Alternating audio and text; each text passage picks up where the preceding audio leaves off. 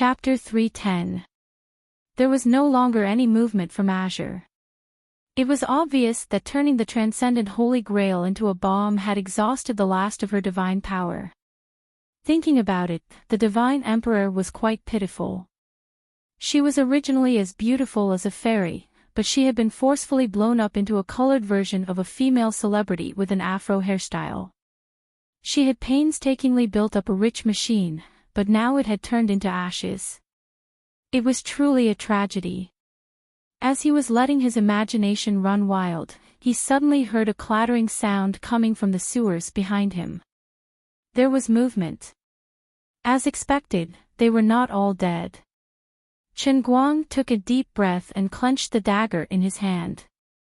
His body shrunk downwards, completely submerging into the water. Like a crab, he gently moved a meter to the left and hid right below the sewer exit. One came, one died. Zayed was dead, killed by a grenade he had personally made. What was worse was that he did not understand what had happened even at the moment of his death. If he knew in the underworld, perhaps he would not be able to rest in peace. That is, if he still had eyes. Third in line, Sergio's luck was pretty good. His thinner physique allowed him to practically hide his entire body behind Zayed and Modelo, who was in front of him. Zayed was riddled with holes from the burst of shrapnel, while Sergio himself was only rolled by the hot current. In fact, it was quite miserable, like a roast duck that was half-roasted over the fire in a roast duck restaurant. But at least he managed to keep his life. Modelo, who was in front of Sergio, was a little more unlucky.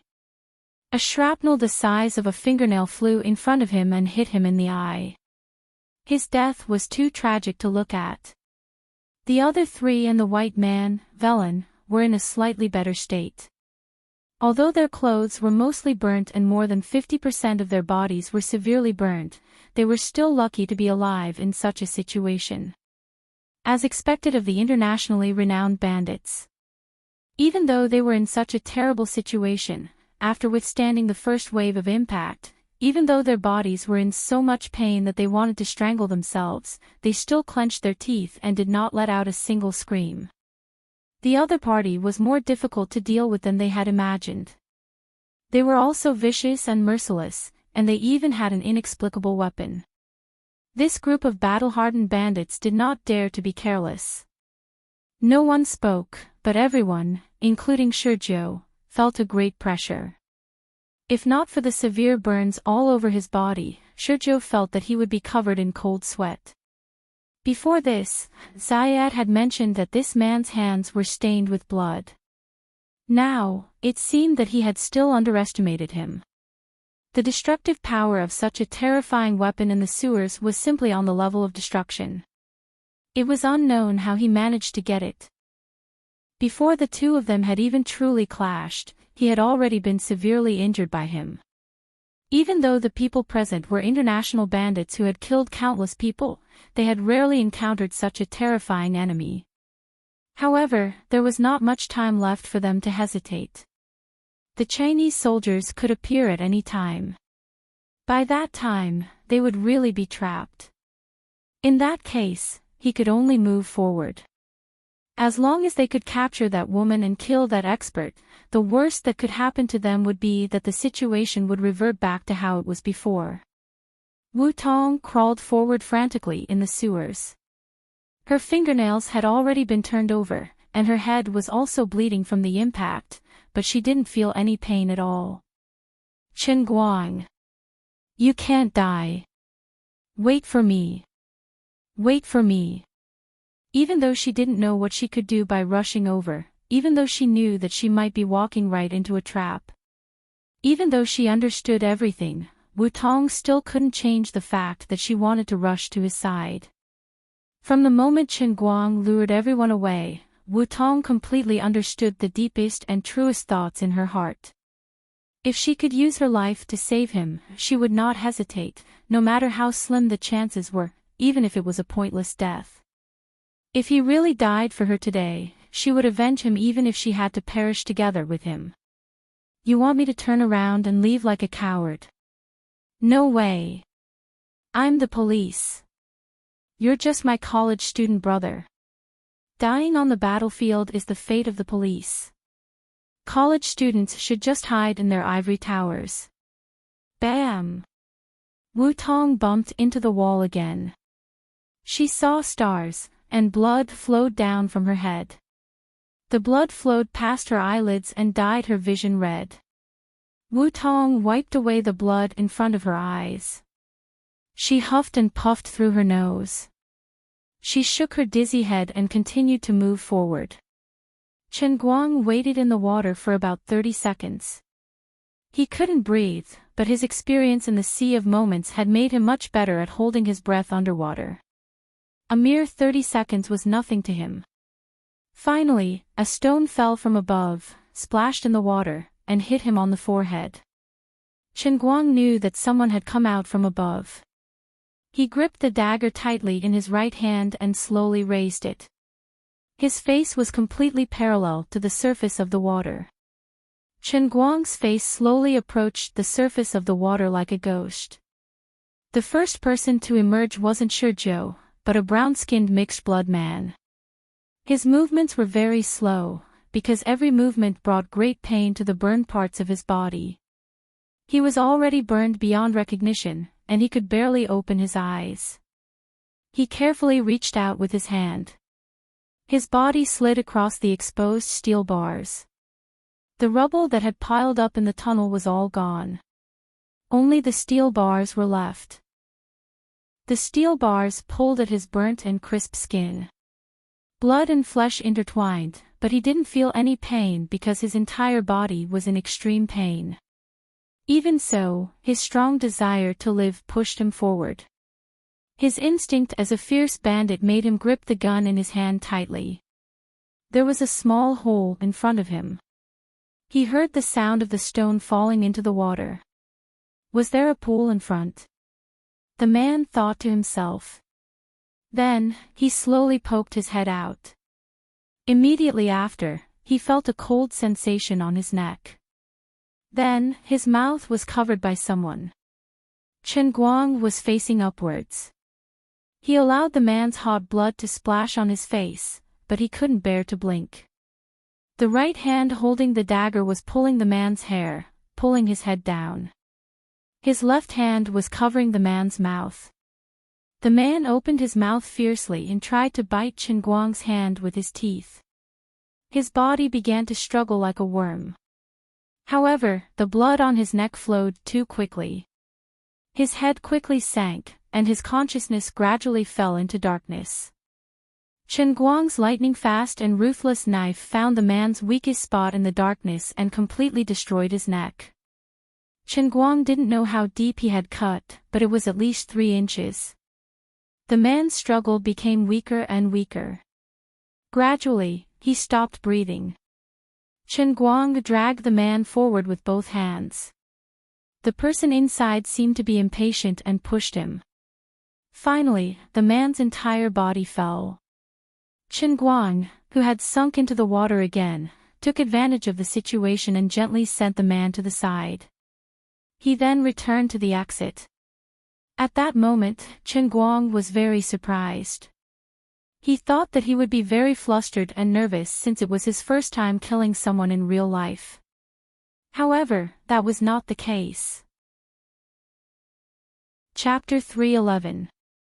He discovered that he was terrifyingly calm, without any ripples, as if he wasn't cutting someone's throat, but a piece of rag. This kind of thing was done with incomparable proficiency. The blade was precise, the force exerted was perfect, silently taking a person's life, without the slightest bit of sloppiness. When someone else's hot blood splashed on his face, his mind was thinking, is it exactly the same as the taste in the Sea of Moments? Chen Guang secretly laughed bitterly, regardless of whether he admitted it or not. The 20 years he spent on the Inn Royal had left a seed of a cold-blooded executioner in his heart. No matter how much he kept reminding himself that it was just a game, that it must be a game if he could revive, it was of no use. This game was too realistic, day after day of boarding the ship and killing, stabbing the blade into the body of others, watching the blood of others blossom into blooming flowers. No matter how much Chen Guang flaunted himself as a good youth of the new era, he couldn't help but become numb to life. It had been many days since he left the Sea of Moments. When he came out, he gave Bai Nyingzi a big fright, but as time passed, Chen Guang gradually returned to the feeling of reality, allowing the smell of blood in the Sea of Moments to wash away. Until today, when he started killing again. Chen Guang would never admit that he was a bloodthirsty person, he only wanted to be a happy youth. The reason why he became like this was probably because from the beginning, he believed that the other party deserved to die, right? I'm not bloodthirsty. I'm just numb. He lied to himself like this. While letting his imagination run wild, he mechanically repeated the same old trick. Another person was killed. Human blood was truly a poisonous thing, constantly smearing it on the face, pouring it into the nose and mouth, it would gradually numb the mind like alcohol. The third person's injuries were slightly lighter than the first two, he almost cried out. Fortunately Chen Guang dragged him into the water in time. This person flopped in the water for a few seconds, but in the end, he still couldn't escape the fate of death. But his abnormal movements greatly alerted the white man villain, who was at the back. Chen Guang also knew that something was wrong, so he quickly and quietly moved to the side. As soon as he took 2 steps forward, a gun popped out from the entrance of the passageway and fired 3 shots at the position he had just been standing at. Chen Guang broke out in a cold sweat. The bullet closest to him brushed past his ear and almost drilled into his brain. David. Guy. Sinisa. What's going on up ahead? Answer me. Villain called out the names of the 3 people in front of him, but no one answered him, because all 3 of them were dead. After waiting for another 10 seconds, Villain didn't dare to move. He didn't need the other 3 to answer him, because he could already smell the stench of blood in the air. Damn it! Villain cursed in a low voice as he stealthily took a few steps back. He gripped his gun tightly in one hand and grabbed his honey badger with the other. The sound of flowing water could be heard coming from the reservoir up ahead. In the silence of the underground, it was particularly eerie. Villain panted heavily. In his 30-plus years as a semi-professional soldier, he had never been as nervous as he was right now. It was as if he could lose his life in the next second. At this moment, he knew that someone was waiting for him up ahead. The 3 of them had died without a sound, without even the slightest bit of struggle. Because of that strange flamethrower, the 7 of them had suffered heavy losses. But even so, it didn't change the fact that the other 3 were battle-hardened top-notch soldiers. And yet, they didn't even let out a scream before they died. Villain ruthlessly stomped on the already dead Zayed. He wanted nothing more than to crush his head. This guy over there is much more powerful than what you said. At this moment, the sound of tremors came from above him. It was the footsteps of the Chinese military and police. Villain knew that he didn't have much time to hesitate. The Chinese military was trying to find a way to get here. Now that he was seriously injured, if he were to fall into the hands of the Chinese military, it would be better to die than to live. But he didn't want to die. So, he had no other choice. Even if the darkness ahead was like a ferocious beast, he could only resolutely charge forward. Bastard! I'll fight you to the death. Villain abruptly switched on the tactical flashlight strapped to his waist. With a twist of his waist, he fiercely leapt forward. With the honey badger in his right hand, the muzzle of the honey badger sprayed out a blinding flash as he flew through the air. Tut tut tut tut. The dense barrage of bullets carried Villain's strong will to live. It viciously vented out, forming a ring around him. Villain steadily landed on the ground, his left hand tightly gripping the pistol. His blood-red eyes scanned his surroundings as he panted heavily. There was no movement at all. Only the dripping sound of water could be heard from a distance in the huge reservoir. The tactical flashlight illuminated the situation in the reservoir.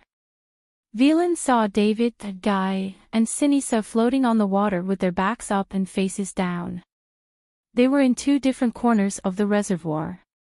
Dark red blood gradually spread out from the bodies of these three people, dyeing the muddy, stinky water a brownish red color.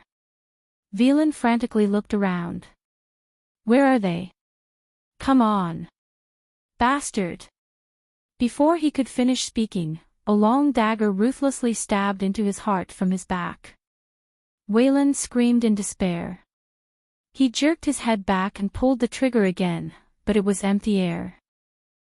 The person who stabbed the dagger into his back disappeared again. Chen Guang crouched in the water. For the first time, he felt that this filthy, rancid, decade-old wine was so cute. If it wasn't for the fact that this baby had no visibility, he would have taken a picture of that bastard without any explanation. But Chen Guang's luck was finally running out. Velan frantically sprayed his bullets before dying. Finally, a bullet pierced through the water and hit his shoulder. Chen Guang groaned. He spat out a lot of air and gulped down another mouthful of dirty water. But this still wasn't the worst situation. What was worse was that Velan suddenly saw bubbles rising from the water. He aimed the honey badger in that direction. Blood kept gushing out of his mouth, but a smug look appeared on his face. Ha ha ha. Bastard, I've caught you. Chen Guang's hair stood on end. This is bad. Velan pulled the trigger. Click, click. The honey badger ran out of bullets. No, Velan closed his eyes in despair. His consciousness gradually blurred, and he slowly knelt down. Dead. Chen Guang, who had just escaped death, stood up from the water, panting heavily. There was a bloody hole in his shoulder. The bullet had pierced through and tore out a large piece of flesh. Fortunately, it missed by a centimeter and didn't injure his bones. Chen Guang leaned against the wall of the reservoir. He couldn't hide the smugness on his face. I'm finally a man with a bullet hole in my body. I survived. Just then, a beam of light came from the sewer exit. A man whose face was beyond recognition was lying on the ground, looking like a devil. His face was covered in horrifying red pieces of flesh. He narrowed his eyes and looked at him coldly. He grinned, revealing a mouthful of white teeth. He held a flashlight in his left hand and a gun in his right. He said in standard Mandarin, I've caught you. Among the survivors, Nineth suffered the heaviest injuries. From the beginning, he chose to lie on the ground and feign death. It was only when Velan lured Chen Guang out that he finally poked his head out. Chapter 312. Chen Guang swore that this would be the last time in his life that he would show off in poverty. Of course, it wasn't his fault. If he hadn't been shot in the shoulder by Wellen and accidentally spat out the air he had been holding in, he definitely wouldn't have floated up to the surface so easily. It was too late to say anything now. Large beads of cold sweat instantly covered his back. Chen Guang regretted it so much that his intestines turned green. I should have thought of this earlier. According to the usual style of television dramas and movies, even the villains wouldn't die so quickly. There would definitely be a villain who would suddenly jump out just as the male lead was about to succeed, forcefully turning the perfect ending into a bitter one. Damn it! Am I getting my comeuppance? In the past, I would always complain about how other people acted in movies, saying that their directing skills were bad, that they lacked creativity, and that they didn't have any brains. But I never thought that the same thing would happen to me. Faced with this situation, it was clear that there was no hope for Liu Li. Chen Guang's mind raced as he racked his brains for a way to survive. No matter how he thought about it, he was helpless. At such a close distance, and with the other party being a well-trained terrorist, it was impossible for him to miss. Bro, you guys want to live, but I don't want to die either. How about this? I'll tell you how to leave this place, and we'll pretend that we never met. How about that? We're all Chinese, and we don't fight each other. From the beginning to the end, it was just an accident. This is a misunderstanding. He wanted to see if he could stall for time. Logically speaking, this bro had just been barbecued inside, so he definitely wasn't in a good state. Who knew? He might be able to make him fall asleep just by chatting with him. But Shurjiu immediately slapped Chen Guang in the face. He forced himself up, but his right hand that was holding onto the gun was extremely stable the entire time. The muzzle was pointed straight at Chen Guang's head. Do you think I'll believe you? Chen Guang secretly rolled his eyes. If you really didn't believe me, you should have just shot me, alright? There was no hope of making him fall asleep from chatting, but it seemed like he could stall for time. Then, Shurjiu stood up straight in front of him and went into the water. He narrowed his eyes and approached Chen Guang step by step. I know what you're thinking. Are you trying to stall for time? Bang! He fired. The bullet accurately hit Chen Guang's other shoulder. Like before, it didn't hurt his bones, but passed through the muscles of his shoulder. A tearing pain came. Chen Guang fell backward and hit his head on the wall of the reservoir. Shurjiu walked closer until the cold muzzle of the gun was pressed against Chen Guang's forehead. I admit that you're very powerful, but you're not powerful enough. Lead the way. As long as I can survive, I'll let you go. I mean what I say. Chen Guang trembled in pain. Big brother, can we talk nicely and not shoot? You're an expert, so I have to show you enough respect. If I don't, I won't feel safe. You killed all my companions. I can't just sit back and do nothing, can I? Shurjiu moved his face closer to Chen Guang. Do you see my face? It's all thanks to you that I've become like this. If you don't want to die, you'd better cooperate. F***ck. His face was horrible. All the flesh was rotten, and his eyelids were completely swollen. He looked like a mutant that had failed to shed its skin. Chen Guang gritted his teeth and stood up. Bro, don't worry about your appearance. As long as you have a beautiful heart, you'll find true love sooner or later. I know a very skilled Korean doctor. He can make you as handsome as Do Min Jun. Cut the crap. Lead the way. I'll blow your head off if you say another word. Shurjiu suddenly roared. Letting out a sigh in his heart, Chen Guang obediently walked towards the other exit. Why are people so hot-tempered now? Brother, don't accidentally fire. I'm not bragging, but my father is a lieutenant general, and he's about to be promoted to general. As long as you hold me hostage, no one will dare to fire. Lieutenant General. Shurjiu believed his nonsense. Of course. Our Chen family is a military family. My brother's code name is Dragon Fang. He's the top special forces soldier in Huaxia. It's not difficult for him to wipe out a small country with 300 Dragon Fang soldiers under his command. What I have is just a superficial knowledge that my brother taught me. In a few years, when my father enters the command center, he'll play an important role in the Huaxia military for the next few decades. Besides my biological brother, I still have my cousin, uncles, and uncles. No matter what you want to do, as long as you have me as a hostage, I can guarantee that everything you want will come true. The policewoman you caught just now is actually my fiancée. Her father's name is Wu Shan. Otherwise, why would I get involved in this matter?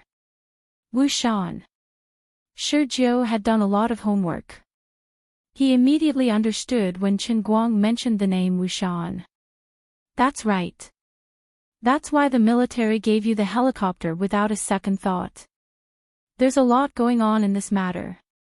As Chen Guang spoke, he gently lay down on the manhole in front of him. He had no choice. Both of his hands had been shot in the shoulders, so he could not exert any strength at all. Interesting. Looks like the other 6 people's deaths were worth it. Sergio's terrible mood instantly turned for the better. Actually, you're really strong. It's a pity that you met me. That's right. Unlucky. Otherwise, I think we could be friends. I think you and I are the same type of person. Bang! Sergio, who was standing behind Qinguang, felt his head explode. At the previous exit, Wu Tong slowly lowered Zayed's sniper rifle. Qinguang was so frightened by the gunshot that he peed his pants. He subconsciously shrank back, thinking that the guy behind him was tired of his talkative nature and fired again. He waited for a long time, but there was no movement. When he turned around, he saw Sergio's headless corpse. Not far away, a soft call came from another hole. Qinguang. Old Master Guang's entire body went limp. Oh my God, I survived. Thank God. The saying that the villain dies because he talks too much is indeed stronger than the saying that the hero must die. I won the bet. Sis, you weren't so obedient to abandon me and run. You're too considerate. Although, deep down, I didn't want you to come back and drag me down. But if you saved my life instead, that would be a different story. Thank God, you're back. I'm fine. I'm fine. I'm still alive. He forced himself to straighten his body and leaned against the entrance of the sewer. He subconsciously wanted to give Wu Tong a thumbs up, but he found that he could not lift his hand. Wu Tong was in a half-crouch. The sniper rifle in her hand was so hot that it looked as though it had just been fished out of boiling water. However, her hand was unprecedentedly steady. She continued to aim at Sergio, as though she was worried that this man who could not be any more dead would still be able to rise up and give Qinguang a fatal blow.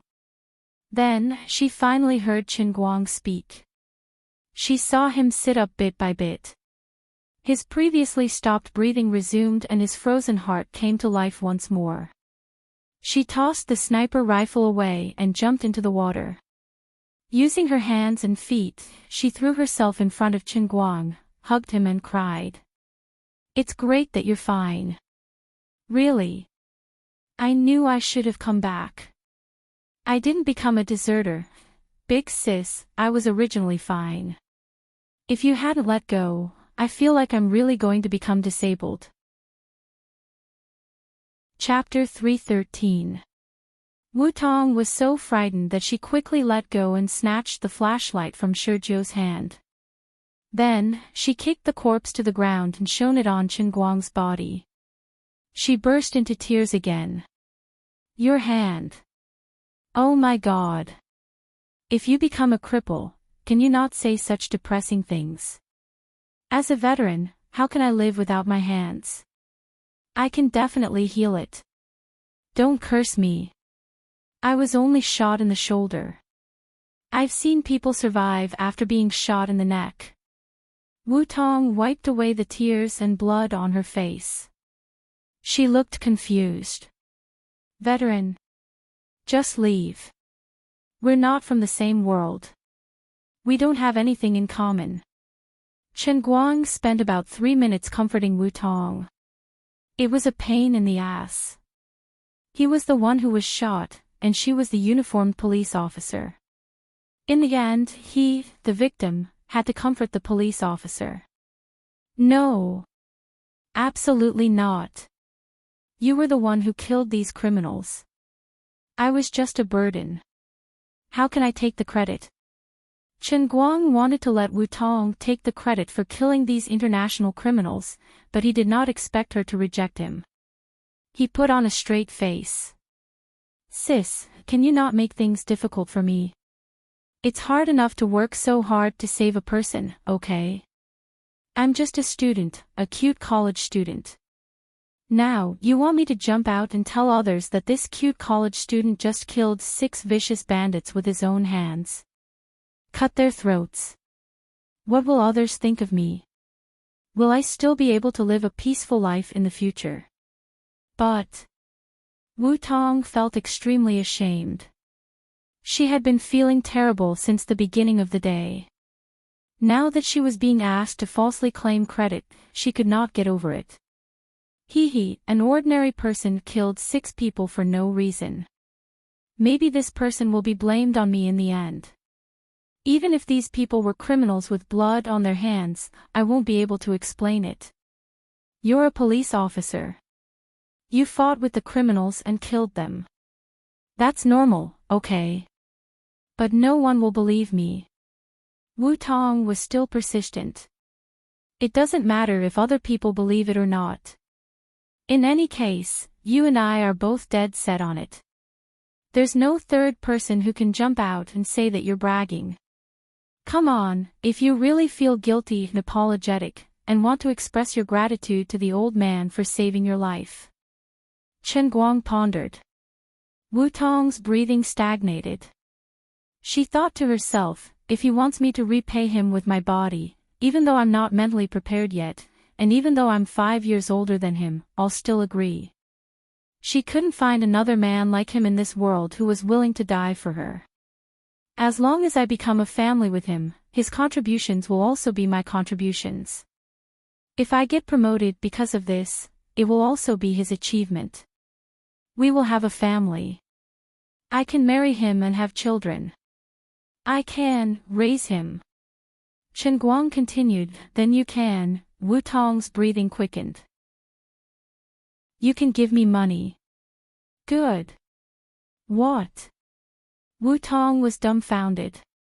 At the same time, Chen Guang also felt embarrassed. He's used to being poor and had forgotten that he's a tycoon with 180 million yen. Hence, he subconsciously said such embarrassing words. It's just a joke. Anyway, don't argue with me. It's decided. How do you want to repay me? We can talk about it in private later.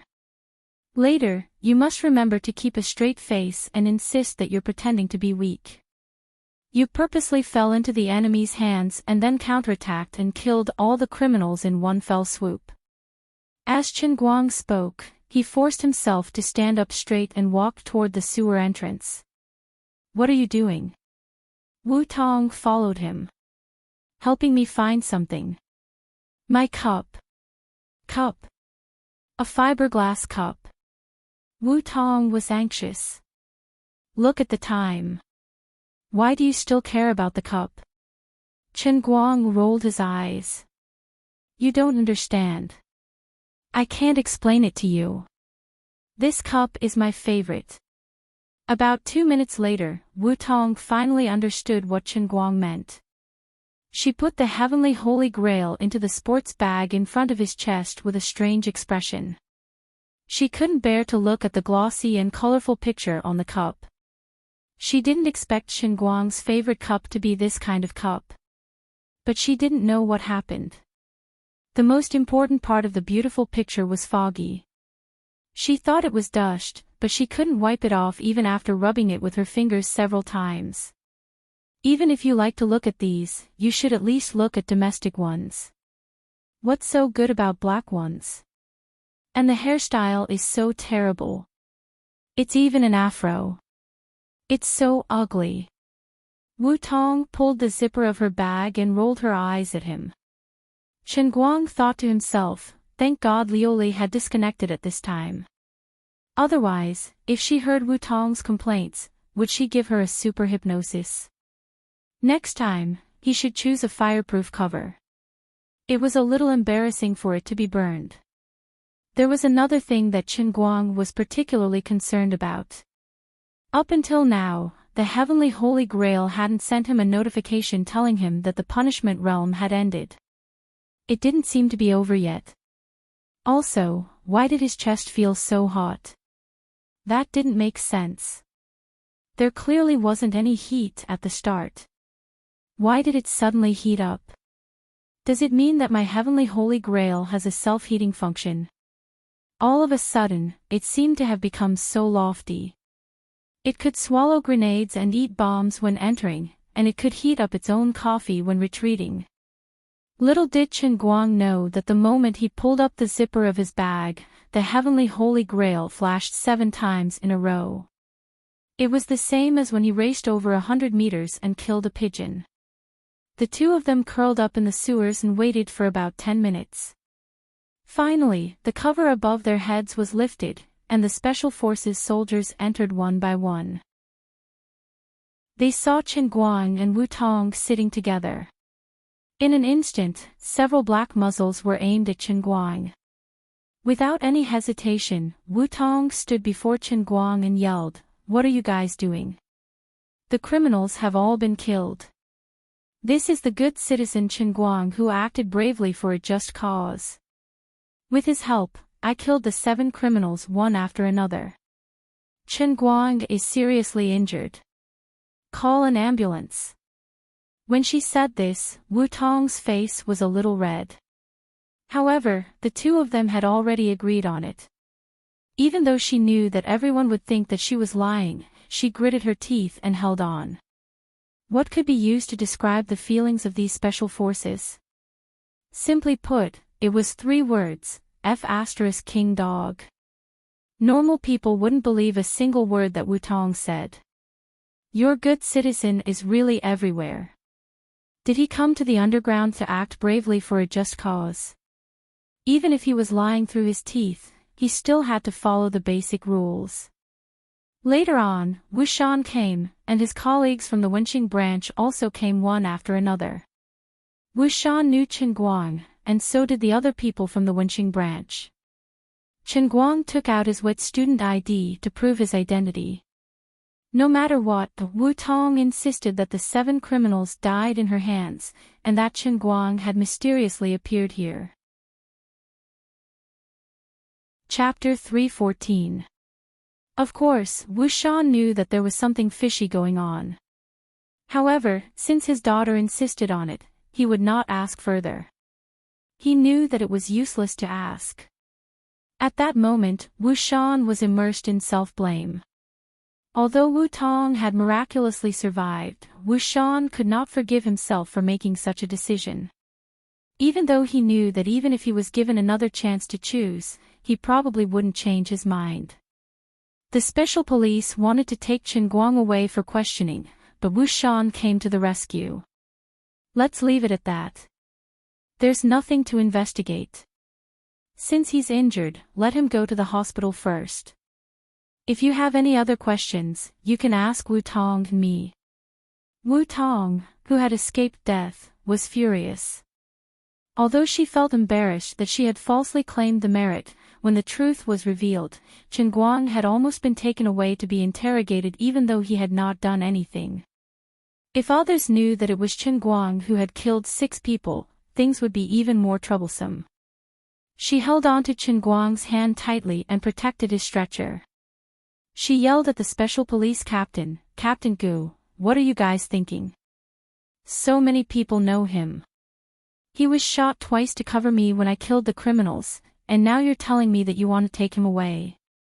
You won't even let him go to the hospital?" Captain Gu was also extremely embarrassed. However, since the father and daughter of the Wu family had made a decision, he could not continue to pester them. Thus, he left dejectedly. Of course, he also had other things to do. He had won a great victory in the pursuit of Shizhou's group, but the other group had escaped. Now, the special police system of the entire Wujing city was alarmed. Captain Gu and his team were still busy today. They would probably have to join in the overnight pursuit. As for the military, they had left as soon as the incident was over. The police would have to deal with the aftermath. Fortunately, the group of people who had bumped into Chen Guang in town did not come over. Otherwise, the fat police officer might have become one of the only 3 people who knew about the incident. However, he would find out about it later. By then, he would probably only be a legend in his heart. Perhaps he would think that he was worthy of being the man that Captain Wu had taken a liking to. It was fine when he did not make a move, but when he did, it was like a clap of thunder.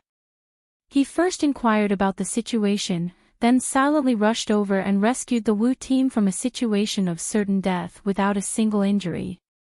Relying on the fact that they were acquaintances and Wu Tong's superior, Chief Ding moved closer to Chen Guang. "Little Chen, how did a good citizen like you end up there?" Chen Guang knew that the bureau chief was just being curious. Of course, it could also be someone else's order. He rolled his eyes and said, "I don't know either. I have the habit of sleepwalking since I was young. When I sleepwalk, I like to crawl into holes. When I wake up, I'm already lying there with 2 bloody holes on my shoulder. How unlucky." Chen Guang's ability to act shamelessly was much higher than Wu Tong's. With a bitter face, Chief Ding could not do anything to him. "When we arrive at the hospital, you can rest first. I'll go to the municipal bureau for a meeting." Wu Tong sat next to Chen Guang's stretcher in the ambulance. 2 nurses were tying gauze on the head of the anti-terrorist hero. She had also hit her head hard. Chen Guang shook his head. "Meeting my ass. You can't go anywhere tonight. You have to be wherever I am. Give me your hand." The punishment realm had not ended yet.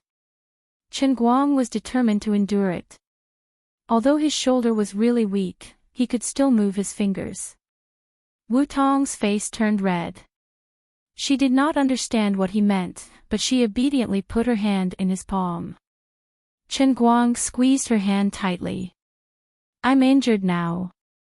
I'm very fragile and may have a mental breakdown at any time. If you have a conscience, let me hold your hand." "Oh, okay." Wu Tong's face turned even redder. The nurses on both sides covered their mouths and snickered. They had never seen a guy who was still in the mood to flirt with a girl when he was so injured. Sensing the sky-piercing Holy Grail's power spreading to Wu Tong and enveloping her, Chen Guang's heart was finally relieved and he glanced at the 2 nurses. "Oh my God, what a pretty little girl. Did she just graduate from the nursing school?" "Excuse me, Officer Wu and I are just siblings. If it's possible, can we exchange phone numbers? Although I've been shot twice, I'm actually a 5-merit student of Gokyo University. I'm an outstanding student this year and the winner of the annual scholarship." "Shut up. You're seriously injured."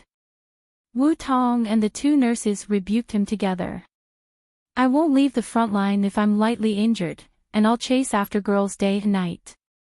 Chen Guang continued to insist. Seeing that the 3 of them were about to lose their temper, Chen Guang immediately changed his words. "By the way, which hospital is the ambulance going to?" "Wujing City Hospital." "What's wrong?" The beautiful nurse was finally willing to answer. Chen Guang straightened his body on the stretcher. "No. We can't go to Wujing City Hospital." The 3 of them hurriedly pressed him down again. "You'd better behave yourself. It's not about whether I'm being honest or not. My parents are both in Wujing City Hospital. My mother just had her surgery a few days ago. If she knew that I was shot, how scared would she be?" Chen Guang was anxious. Under his insistence, they finally switched to another hospital. On the other side, World 8 was looking at the special communication device in his hand with a grave expression. He had been waiting for a long time with his finger pressed on it, but there was no movement. Finally, he threw the communication device away and said coldly, "Sergio is dead. They should all be dead. Are we going to avenge them?" World 8 shook his head. "It's more important to complete the mission first. I don't care about other people's deaths. We, the Shattered World, will handle Sergio's death ourselves. There's no need for you to worry." The group entered the forest and disappeared into the darkness. There wasn't any shrapnel in Chen Guang's shoulder, since the bullet had pierced through it. This so-called treatment was just some disinfection and bandaging, along with some medicine to increase the vitality of his cells and also some medication. Chen Guang's luck was off the charts. He didn't hurt his bones or tendons. It was simply a blessing from the gods. On the other hand, Wu Tong's injuries were much simpler. Initially, she didn't have to be hospitalized, but Chen Guang didn't allow her to leave. Hence, the two of them were allocated 2 beds in the hospital and laid down side by side, holding hands. When the organization asks me how I did it, how do you think I should explain it? Wu Tong asked awkwardly as she lay on the bed. Chen Guang rolled his eyes. Police. Don't you know how to talk nonsense? Just now, Chief Ding asked me why I was there. I told him that I sleepwalked there, but he couldn't even fart. You should learn from me. Have you seen the anti-Japanese drama? A delicate young girl was kissed by the Japanese, and then she exploded and went on a rampage. Just follow this train of thought and say that you saw a handsome young man like me getting shot. You also know me, so you were stimulated and your little universe exploded. Then, your mind went blank, and when you came back to your senses, the bandits were already dead. Wu Tong was defeated by his shamelessness. Will others believe such an explanation? So what if they don't believe me? Anyway, there's no evidence, and there's no recording at the scene. Everyone else is dead, so we can say whatever we want. Chen Guang, on the other hand, saw through everything. Wu Tong nodded. That's true. Chapter 315. Then she stopped talking. It was not that she had nothing to say, but Chen Guang gradually became sleepy after taking the drug, so he didn't have any energy to speak. Wu Tong couldn't bear to disturb his rest, so she kept her words to herself. She tightened her grip on his palm. His palm was really warm. In fact, Chen Guang was seriously injured. Being shot in the shoulder was no joke. If it was an ordinary person, he would have screamed and died in pain. Thanks to those days in the sea of moment where he lost his arms and legs, Chen Guang's nerves were much stronger than those of ordinary people. When he was almost lying down, Chen Guang asked Wu Tong to help him call Sun Xiaoxuan. He said that after he left, he met a friend he met when he was racing in Xiangjiang, so he took him out for a drink and wouldn't come back tonight. Although this kind of lie was not credible, Chen Guang sounded energetic, so Sun Xiaoxuan, Lin Jingwei, and others couldn't do anything to him. During the treatment, Chen Guang pretended to be like Guangong and didn't need anesthesia.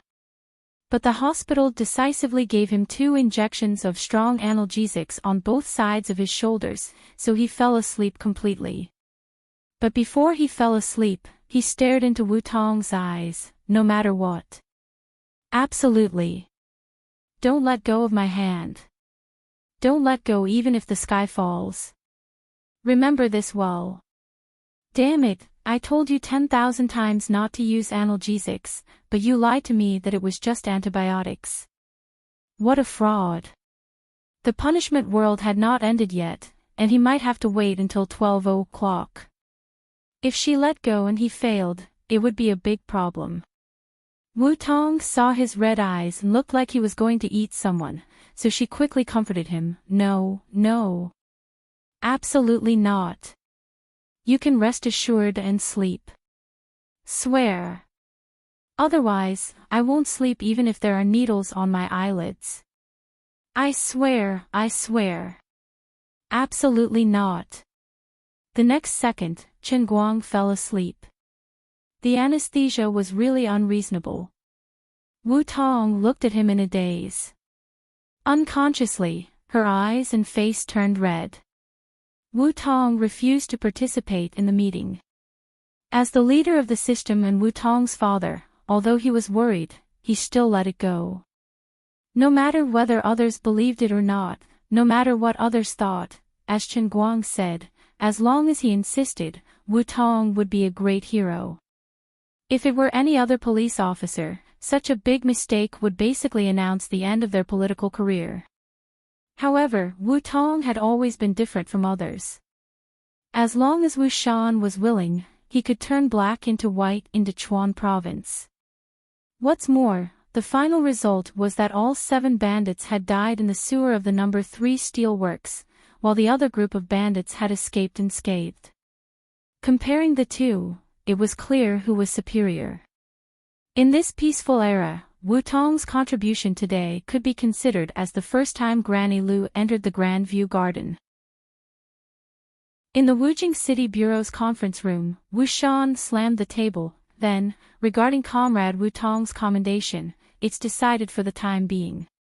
At the same time, considering that the other group of robbers is currently on the run, we should focus on dealing with them. For the time being, we won't hold any commendation ceremony. These internationally notorious terrorists must be wiped out with all their might. Xiao Shui, the military sent you here to cooperate with us, so I feel at ease. Please be sure to give the terrorists a fatal blow and show the elegance of the Chinese soldiers. Don't let any of them escape.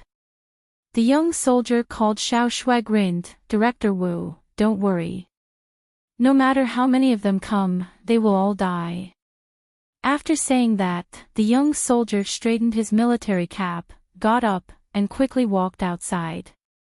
In a few steps, he had disappeared without a trace. The other participants also gradually left, but Wu Shan wasn't in a hurry to leave. Someone next to him pulled him and said, Xuelin has become more and more heroic in the past 2 years. He's quite like his father. Wu Shan smiled, it's just that he didn't think of a good name. A man with a woman's name is almost called an executioner in the international community, but he's still a white-faced young man. Hey, old Wu, you don't understand. They aren't ordinary soldiers. What they want is this kind of deceptive appearance. If they pretend to be a white-collar worker, who can defend against them? That's true. Wu Shan nodded. On the other side, Bureau Chief Ding of Wenqing Branch grinned and rushed forward excitedly. Xuelin is powerful, but like father, like daughter. Comrade Wu Tong has always dared to fight. This time, I didn't expect that she would deliberately pretend to be weak and go deep into the tiger's den. She could actually catch all 7 bandits in one fell swoop by herself. Wu Shan paused, and his expression stiffened. He looked at Bureau Chief Ding for a long time, and after a long while, he finally said, I got someone to check the car in your branch. Didn't you check it? Bureau Chief Ding looked confused. He really didn't have time to check the broken car. What's wrong? Another city bureau leader couldn't stand it anymore and came up to Bureau Chief Ding. Didn't your branch allocate funds to buy a new car last year? When Wu Tong drove your car in, the brakes completely fell off, and the steering wheel fell on the seat. What's the meaning of this? How do you think Wu Tong drove in? Ha! Bureau Chief Ding was dumbfounded. After the meeting, Wu Shan came to the hospital again. He wanted to ask Wu Tong to go out and explain some things, but Wu Tong refused to get up from the ward. She explained to Wu Shan that she was injured and couldn't get up. She didn't care about the credit and just wanted to lie here as an injured person. Of course, Wu Shan didn't believe her. Of course, he didn't feel good about it either. He pulled a chair over and sat beside her. He grabbed Wu Tong's other hand and held it in for a long time. Wu Tong, I'm sorry. Wu Tong didn't understand why he would suddenly say sorry to her, and she pulled her hand back. Why are you saying sorry for nothing? It's nothing. I suddenly thought of something in the past. Wu Shan was silent. There's a bomb in the helicopter, right? Wu Tong suddenly asked. Wu Shan was stunned, and he nodded with a bitter smile. Yes. From a police officer's perspective, I completely understand you, and I agree with your decision. If I had a bomb in my arms, I would also be willing to die with them, Wu Tong said. Wu Shan's heart relaxed a little. From a daughter's perspective, I don't really understand, but I understand. Wu Shan's heart relaxed again. But, don't say it anymore. Don't say it anymore. I'm sorry, I really don't have a choice. Wu Shan suddenly covered his face and choked with sobs. He knew what Wu Tong wanted to say. Thankfully, Wu Tong and Chen Guang were also in the intensive care ward, and there weren't any other patients. At this moment, the doctors and nurses weren't around. If others saw Chief Wu crying while holding onto his blanket, who knows if they would be frightened to death. After a long time, Wu Shan and Wu Tong finally calmed down. Wu Tong sighed. Dad, I'm not a young child anymore. There are some things that I might never be able to overcome emotionally, but now that I've become such a person, I understand rationally. It's good that you understand. I also understand that the helicopter came so fast because someone didn't want you to arrive in time, right? This. Oh right, what's going on? I know you. I've checked the wounds on those 7 people. It's not your doing. Don't lie to me. Wu Tong thought for a while and looked outside the door to make sure there were no eavesdroppers. It was Chen Guang who saved me, and he killed them. Chapter 316. How is that possible? I've investigated him. He's just an ordinary university student. But he's definitely skilled in killing people. You can't find anyone more accurate and ruthless than him in the army. You didn't look carefully at the wounds on those people's necks. Their throats were cut in an instant. The strength and angle were perfect. It's unbelievable. Wu Shan was shocked to hear Wu Tong admit that it was Chen Guang who did it. Wu Tong shushed him. Keep your voice down. Don't wake him up. He doesn't want me to tell anyone. My mind is in a mess. I don't know where he learned his skills. But that's not important. What's important is that he saved my life, right? Wu Shan grunted. That's right. I owe this kid a lot. If it wasn't for him, all right. If he doesn't want to say it himself, then you can keep it to yourself. Just remember that he saved your daughter's life. I can guarantee with my life that he's not an enemy spy. You haven't ascended to the throne yet. It's not worth it for others to invest in you. Don't think of me with your politician's mindset. I'm sleepy. I want to sleep. You can go back. Wu Tong asked him to leave. As Wu Shan acknowledged, he took another glance at Chen Guang. When he saw Chen Guang holding hands with Wu Tong, his eyes instantly narrowed. However, he ultimately held it in and said, "Why don't you take a shower first? Don't you want to smell your body when you sleep like this? Don't you feel uncomfortable?" He wasn't wrong. Even now, Wu Tong and Chen Guang were covered in the stench of the sewers. They only disinfected their wounds and applied bandages. How could they have the time to care about other parts of their bodies? Wu Tong blushed. Go away. It's none of your business. Wu Shan's mouth twitched. He turned around and left. Wu Tong had a million reasons to be willful in front of him. Wu Shan thought that his daughter had grown up. She had the right to make her own decisions.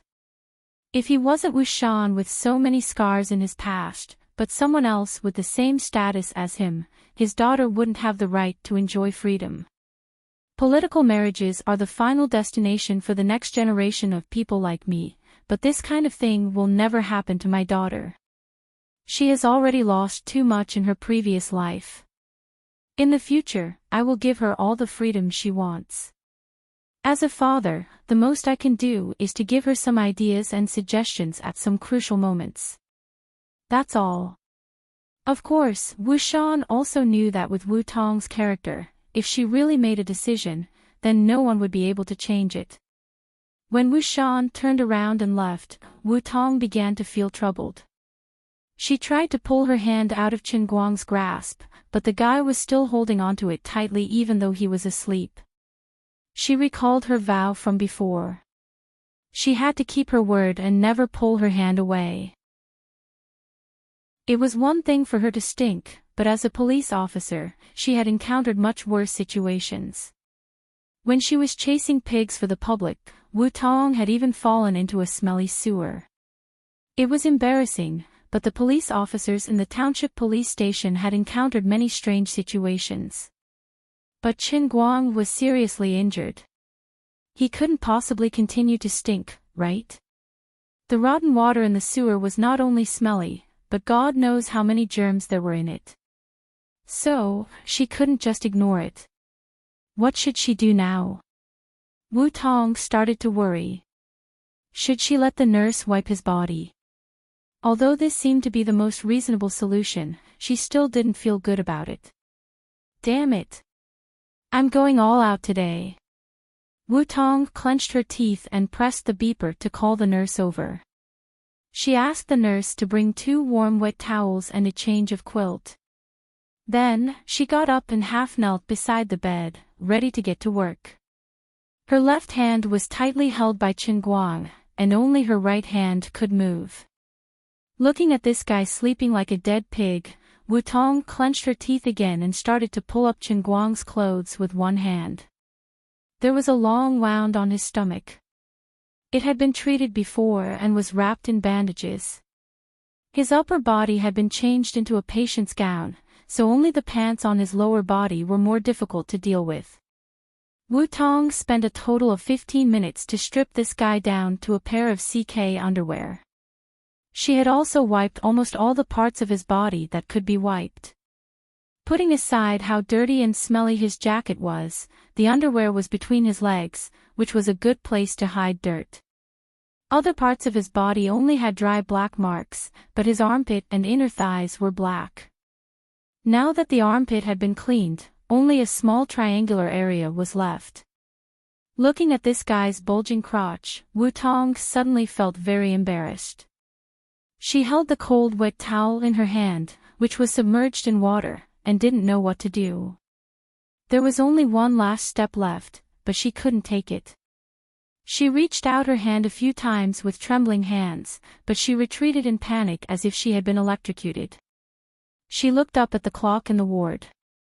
Unknowingly, it was almost 12:00 in the morning. Wu Tong kept taking deep breaths. She thought to herself, Wu Tong, he even risked his life for you. Now that he is injured like this, how can you let him sleep the whole night dirty? Men are the same as women. If they don't pay attention to their personal hygiene, they will definitely get sick, right? If you choose to ignore it because of this pointless shyness and ignore it, how can you be worthy of the 2 shots he took for you? How can you be worthy of the danger he put himself in for you? Although he did have some skills that ordinary people couldn't compare to, he was really on the verge of death when he fought with the other party and was pointed at the back of his head by Shi Jiu. So, I can't retreat. Anyway, he won't know anything after he injected me with anesthetics, right? Wu Tong bravely reached out her hand. Her fingertips hung on Qin Guang's CK underwear and began to pull it down. The most powerful persuader in the world was often oneself. What could be easier than convincing oneself? Finally, Qin Guang's underwear was pulled down. Wu Tong closed her eyes tightly and pulled her fingers down bit by bit. However, her left hand was firmly held by Qin Guang. This guy seemed to be a little too tall, so the underwear that her right hand was pulling seemed to never end. She opened her arms wider and wider, and Wu Tong's body, which was half kneeling on the bed, was also getting lower and lower. Why haven't you taken it off? Should I open my eyes and look? Is it meaningless for me to close my eyes like this now? Anyway, I have to open my eyes when I wipe him later, right? So, Wu Tong opened her almond-shaped eyes. Strange, shouldn't I be looking at my right side? Why is my neck not listening to me and twisting to the left? Help! My head is out of control. Her head drooped weakly on Qinguang's calf, and she stared straight ahead with her eyes wide open. There seemed to be a black hole devouring her will. At this moment, the clock on the wall made a ticking sound, and the hour hand pointed to 12 o'clock. Chapter 3:17. Just at the moment when the hour hand was aligned. World of punishment completed. Sister is saved. Mission completed, perfect. The voice of the heavenly Holy Grail suddenly appeared in the depths of Qinguang's mind, waking him up from his deep sleep. He opened his eyes abruptly, and his consciousness awakened like a tide. The summer breeze blew, and a chill quickly spread throughout his body, from the tip of his toes to his forehead. He forced himself to lift his head, and look down. He saw his clean and smooth body. He looked past the thick bandage wrapped around his abdomen and continued downwards. What he saw was Wu Tong's completely lost eyes, and her face was as red as the rising sun. She seemed to be completely lost in thought as she stared at the spot between his legs. What the hell? She wanted to molest me while I was asleep. I didn't expect you to be like this, Sister Wu Tong. The wind in the ward blew again, and the crotch area was chilly. Then, under the gaze of both of them, a pillar propping up the sky. Wu Tong was getting closer and closer to him, and she was completely cross-eyed. From Qinguang's point of view, he didn't want to look anymore, it was too dirty. Anyway, he could roughly imagine a little cat hiding its head behind a flashlight and playing hide and seek with someone. Wu Tong got closer and closer, and stared at him. She had always felt that this kid was especially good at fighting, and was also very strong. She really didn't expect him to be so strong here. Wait, how did he become like this while he was sleeping? What kind of weird things was this guy dreaming about? What a little hooligan. Her face was so red that she was like a patient with a high fever. She tried to pull her left hand, wanting to use her fingers to tease this little guy, but she couldn't pull it, so she gave up.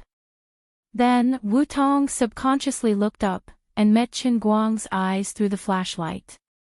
Countless lightning flashed between their eyes, and 10,000 emotions ran through every corner of their hearts in an instant. The air stagnated at this moment, and time seemed to freeze. Wu Tong's mouth opened wider and wider, and she wanted to scream. Ah! Halfway through her scream, she slapped her right hand hard on her mouth. Thank God, at such a critical moment, she didn't even know which kind-hearted person had given her a handkerchief. With a handkerchief covering her mouth, she didn't have to scream. Wait, why does this handkerchief have a sour smell? Ah! These are his underwear. It turned out that she did not notice that Qinguang's underwear had finally been ripped off his feet. Wu Tong was so frightened that she suddenly raised her hand. Under their gazes, Qinguang's beloved CK underwear drew a perfect arc in the air and flew out of the window. Qinguang raised his hand in despair and made a grasping motion in the air. No! My underwear costs $700. No! The scream was heart-wrenching and heart-wrenching. On the other side, Wu Tong instantly regretted after throwing Qinguang's underwear away. She got up and pounced forward to grab it, but it was impossible. Instead, she tripped over Qinguang, who was lying on the hospital bed. Her whole body fell forward, and fortunately, her hands were holding onto something to prevent her from falling to the other side of the hospital bed. Ouch! Qinguang dragged out the last syllable and let out a suppressed and shrill scream. Wu Tong turned her head and saw that her hand was pressed between this guy's legs. She was completely dumbfounded. She grabbed it, and it was so hot. Ouch! Ouch! Ouch! Let go of me. It's broken. It's going to break. Chen Guang shouted. Wu Tong hurriedly let go of her hand. The temperature of her face could no longer be described as hot, it was almost on fire. At this moment, there was a clicking sound coming from the ward door. Apparently, the two's movements had attracted the attention of the nurses who were patrolling outside. In fact, the two's ward had always been the focus of attention. There was no need for Wu Shan to call out to them. This ward was not a place that ordinary people could enter. As expected of Wu Tong. At this moment when she was on the verge of breaking down, no, she had already broken down. When she heard the sound of the ward door being unlocked, she immediately reacted and pulled the blanket over Chen Guang. The nurse poked her head in from the door. Is something wrong? Wu Tong and Chen Guang shook their heads in unison. It's nothing, nothing. The nurse looked at the two of them suspiciously. She saw that the man's face was pale and the woman's face was red. It seemed like something inappropriate had happened, but it didn't seem like it. Oh, if there's anything, just press the pager. I'll be right there. The nurse looked left and right for a while, and was about to leave and close the door. At this moment, a series of curses came from downstairs. Who the hell is so wicked? Throwing underwear downstairs in the middle of the night. It stinks. Tui. How wicked. Damn it. It's covering our heads. The nurse didn't close the door again. No matter how she looked at it, she felt that the two of them were suspicious. This is too wicked. Who the hell is so wicked? Chen Guang's words were filled with righteous indignation as he spoke. Wu Tong was stunned for about 10 seconds before she suddenly reacted. That's right. That's right. It's too wicked. The person downstairs is making quite a ruckus. Why don't you quickly inform the hospital security? It's not good to disturb the rest of the patients. The nurse muttered in her heart, sneaky. Then, she turned and left. Just as she closed the door, the nurse couldn't hold it in any longer. She suddenly turned back to open the door and poked her head in. She said casually, Mr. Chen's injuries are very serious. Although the medicine we use doesn't have any side effects, it's really not suitable for him to do any strenuous exercise. She finally left. Strenuous exercise. Female comrade, why are you so knowledgeable? Can you be a little more dignified? It's not what you think at all. Hearing the footsteps getting further away, Wu Tong heaved a sigh of relief. Then, she turned her head and saw Chen Guang's strange expression. The huge tent on top of the blanket finally collapsed again. Listen to me. It's not what you think. Wu Tong blushed and waved her hands. Chen Guang's mind was filled with many thoughts. No matter how he thought about it, he realized that he didn't know how to face her. So, he smiled decisively. It's fine, I don't mind. Please continue, don't stop. What are you thinking? I'm helping you wipe your body. Don't you think it stinks? So what if you're dirty? You're a patient. A patient. You're injured because of me. I'm your sister, the person you saved. I'm obligated to help you clean your body. Wu Tong said agitatedly and waved the handkerchief in her hand. Didn't you say that you can't let go? Chen Guang smiled awkwardly and quickly reached out to hold Wu Tong's left hand. Yes, yes, yes. It's a little itchy. The water in that stupid pool is quite dirty. Then continue. Wu Tong blushed again. Nodding his head, Chen Guang replied, yeah. Please continue. Close your eyes. I'm embarrassed. Wu Tong tried to pull the quilt away, but she couldn't muster up the courage. When Chen Guang heard that, he obediently laid down and closed his eyes. After that, he felt the quilt was pulled away again. There was a cold feeling between his legs. It was very embarrassing, but his heart felt inexplicably comfortable. Wu Tong also felt very embarrassed. She held the towel with her right hand and stared at him with her almond-shaped eyes. It's drooping. It's not easy to wipe it. Let go of my left hand. I'll hold it with my left hand. All right, there's no need for that. You sure move fast. Perhaps it was torture, or perhaps it was enjoyment. After 5 minutes, Wu Tong finally covered herself with the quilt. At this time, Chen Guang's face was also red. During this period, he secretly opened his eyes several times and saw Wu Tong's shy look. So embarrassing. Wait, something doesn't seem right. Wu Tong suddenly said. What's wrong? Chen Guang looked confused. It's okay. Although we're brother and sister, we're not really related by blood. It's not a mess. Something's wrong. It's really wrong. What's wrong? You're awake. You can wipe it yourself. The two looked at each other blankly. Their brains short-circuited. Completely short-circuited.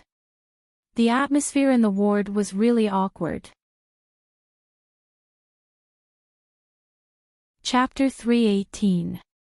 That seems to be the case. The atmosphere was silent for a long time. Chen Guang decided to break the silence and said hesitantly. Wu Tong suddenly sat up straight and put her face in front of Chen Guang. Did you think of it earlier? Did you do it on purpose? Chen Guang was stunned. In fact, he didn't have such a thought at all. Since he woke up at midnight and saw everything that happened in front of him, his brain was basically in a state of paralysis. But looking at Wu Tong's embarrassed and resentful look, he didn't know what was wrong with his brain, but he actually agreed. All right, I did it on purpose. Wu Tong suddenly smiled and stared at him with a pair of charming eyes. Perverted brother. F***ck. Look at your expression, are you going to eat me? Bah. My shoulder hurts. How could I not say it on purpose? You did the right thing. You spoke righteously and justifiably. Please don't doubt yourself, and please don't question my character. That's right, but you didn't even remind me. I short-circuited again. Anyway, you're a perverted brother. All right. Perverted brother then, whatever you say. Sigh, I'm 5 years older than you. Wu Tong moved closer to Chen Guang and looked at him for a long time. Suddenly, she felt bored and lay down. Chen Guang really wanted to say out loud, 5 years older than you is nothing. But even he didn't seem to believe it. It wasn't convincing. Wu Tong lay on her bed with a sluggish face. Her left hand was still tightly holding onto Chen Guang's right hand. Her mind was in a mess. By now, she could be completely sure of one thing. From the first day she met this guy, she was likely to fall into his trap.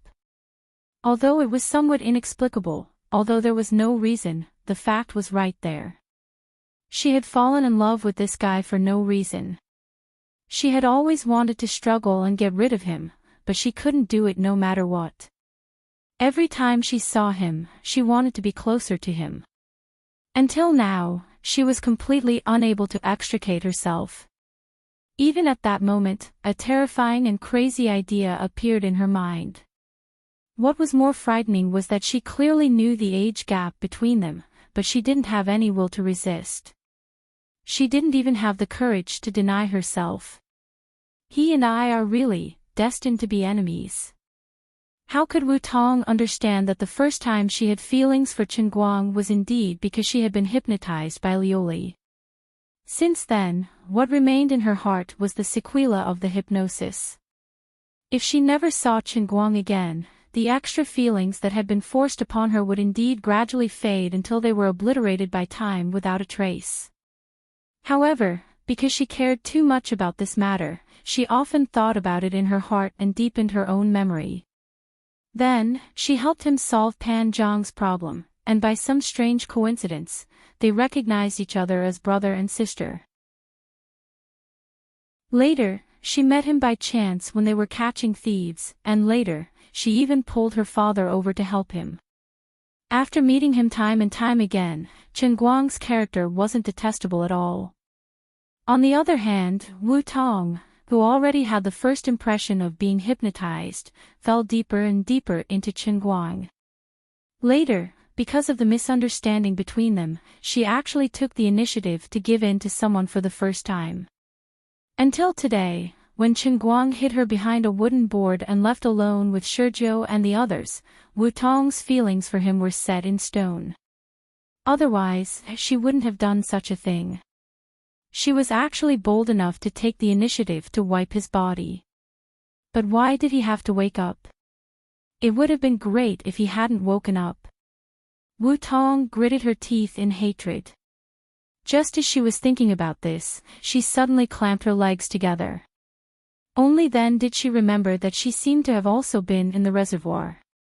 Women were much more troublesome in this aspect than men. Once she realized this, her body really itched more and more. Oh my God, I have to quickly wash up, or I'll get a gynecological disease. Can you let go of me? Wu Tong suddenly asked. Chen Guang's heart suddenly felt empty. What did this big sister's imagination run wild just now? Do you want to run away now? I can't accept this. I also went into the water. The water is so dirty and itchy. I have to wash up, or I'll get sick. Wu Tong blushed, thinking that since the two of them were in such a strange state, she might as well say whatever was on her mind. Chen Guang's heart suddenly felt at ease. Yes. Hurry up and wash up. That. I won't run. Actually, I don't hate this.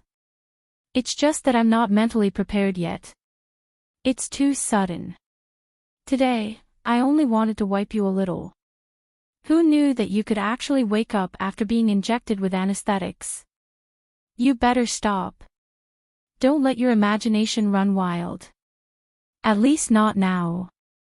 Wu Tong glared at him fiercely. After being shy for so long, she felt that she was not herself anymore. She also guessed the thoughts of this perverted younger brother of Chen Guang, so she simply straightened her face and glared at him fiercely. Chen Guang looked aggrieved. Aggrieved my ass. I've let you take advantage of me so much. You're going to eat me up today, are you? Come. I'll risk my life to accompany you. Come. As Wu Tong said that, she straightened her body and pulled her belt. F***CK. I've accidentally aroused her anger. Don't. I'm just joking. Besides, you're the one who took advantage of me. Chen Guang hurriedly explained.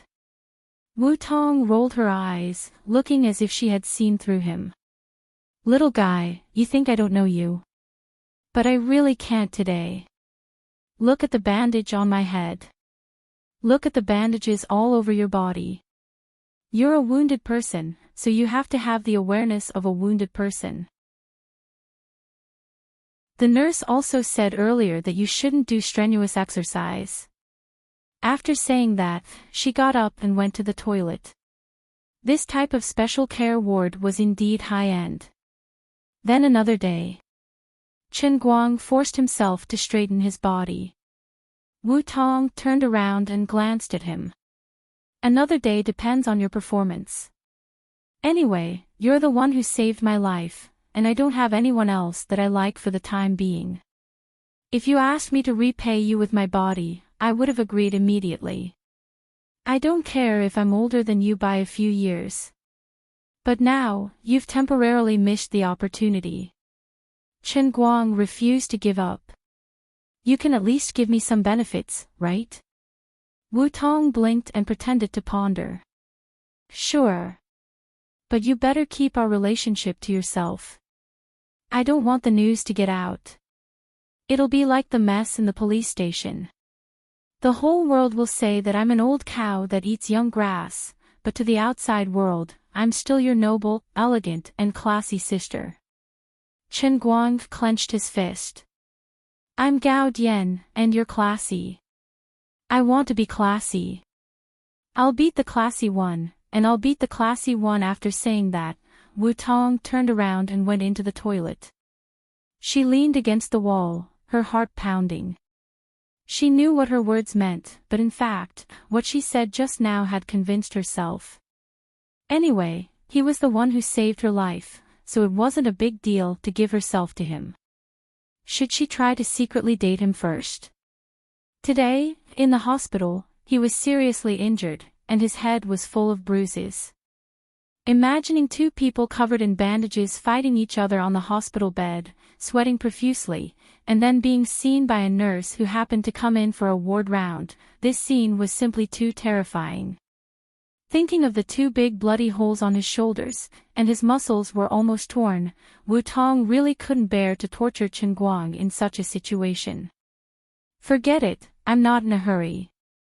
I'll find a suitable opportunity to watch a movie with him first. Then, I'll have a romantic candlelight dinner with him. Then, I'll bring him home and decorate the room in a festive manner. I want a wedding room in a rural style. No matter what, I can't give up my first time on a hospital bed. Or should I go out later and let him do it with my hands?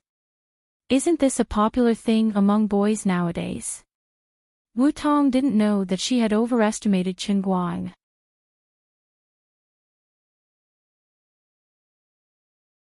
Chapter 319.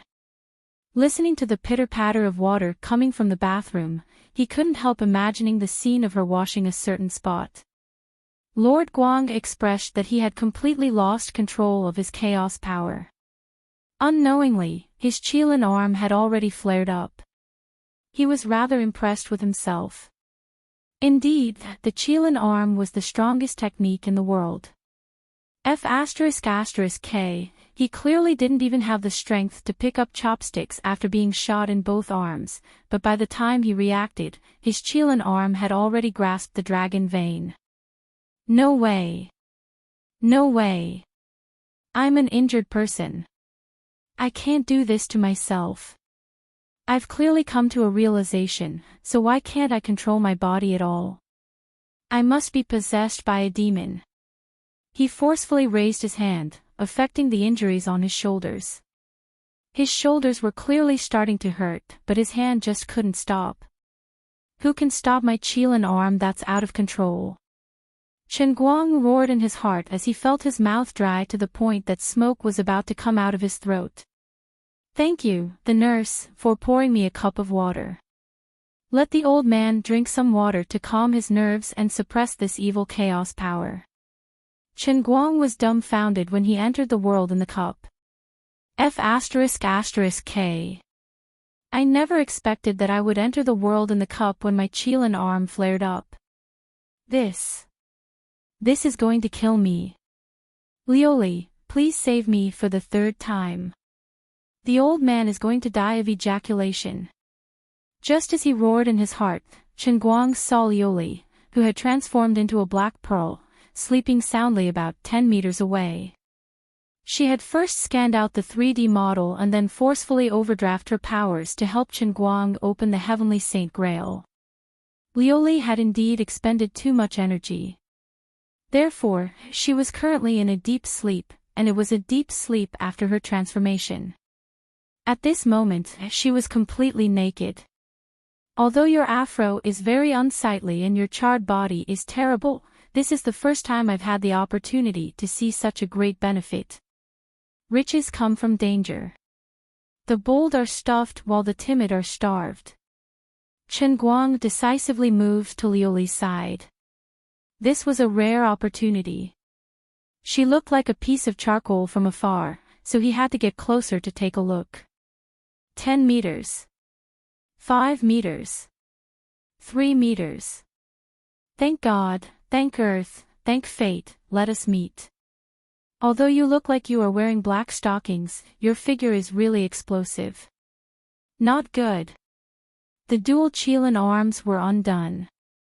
Instead of asking for help, he was courting death.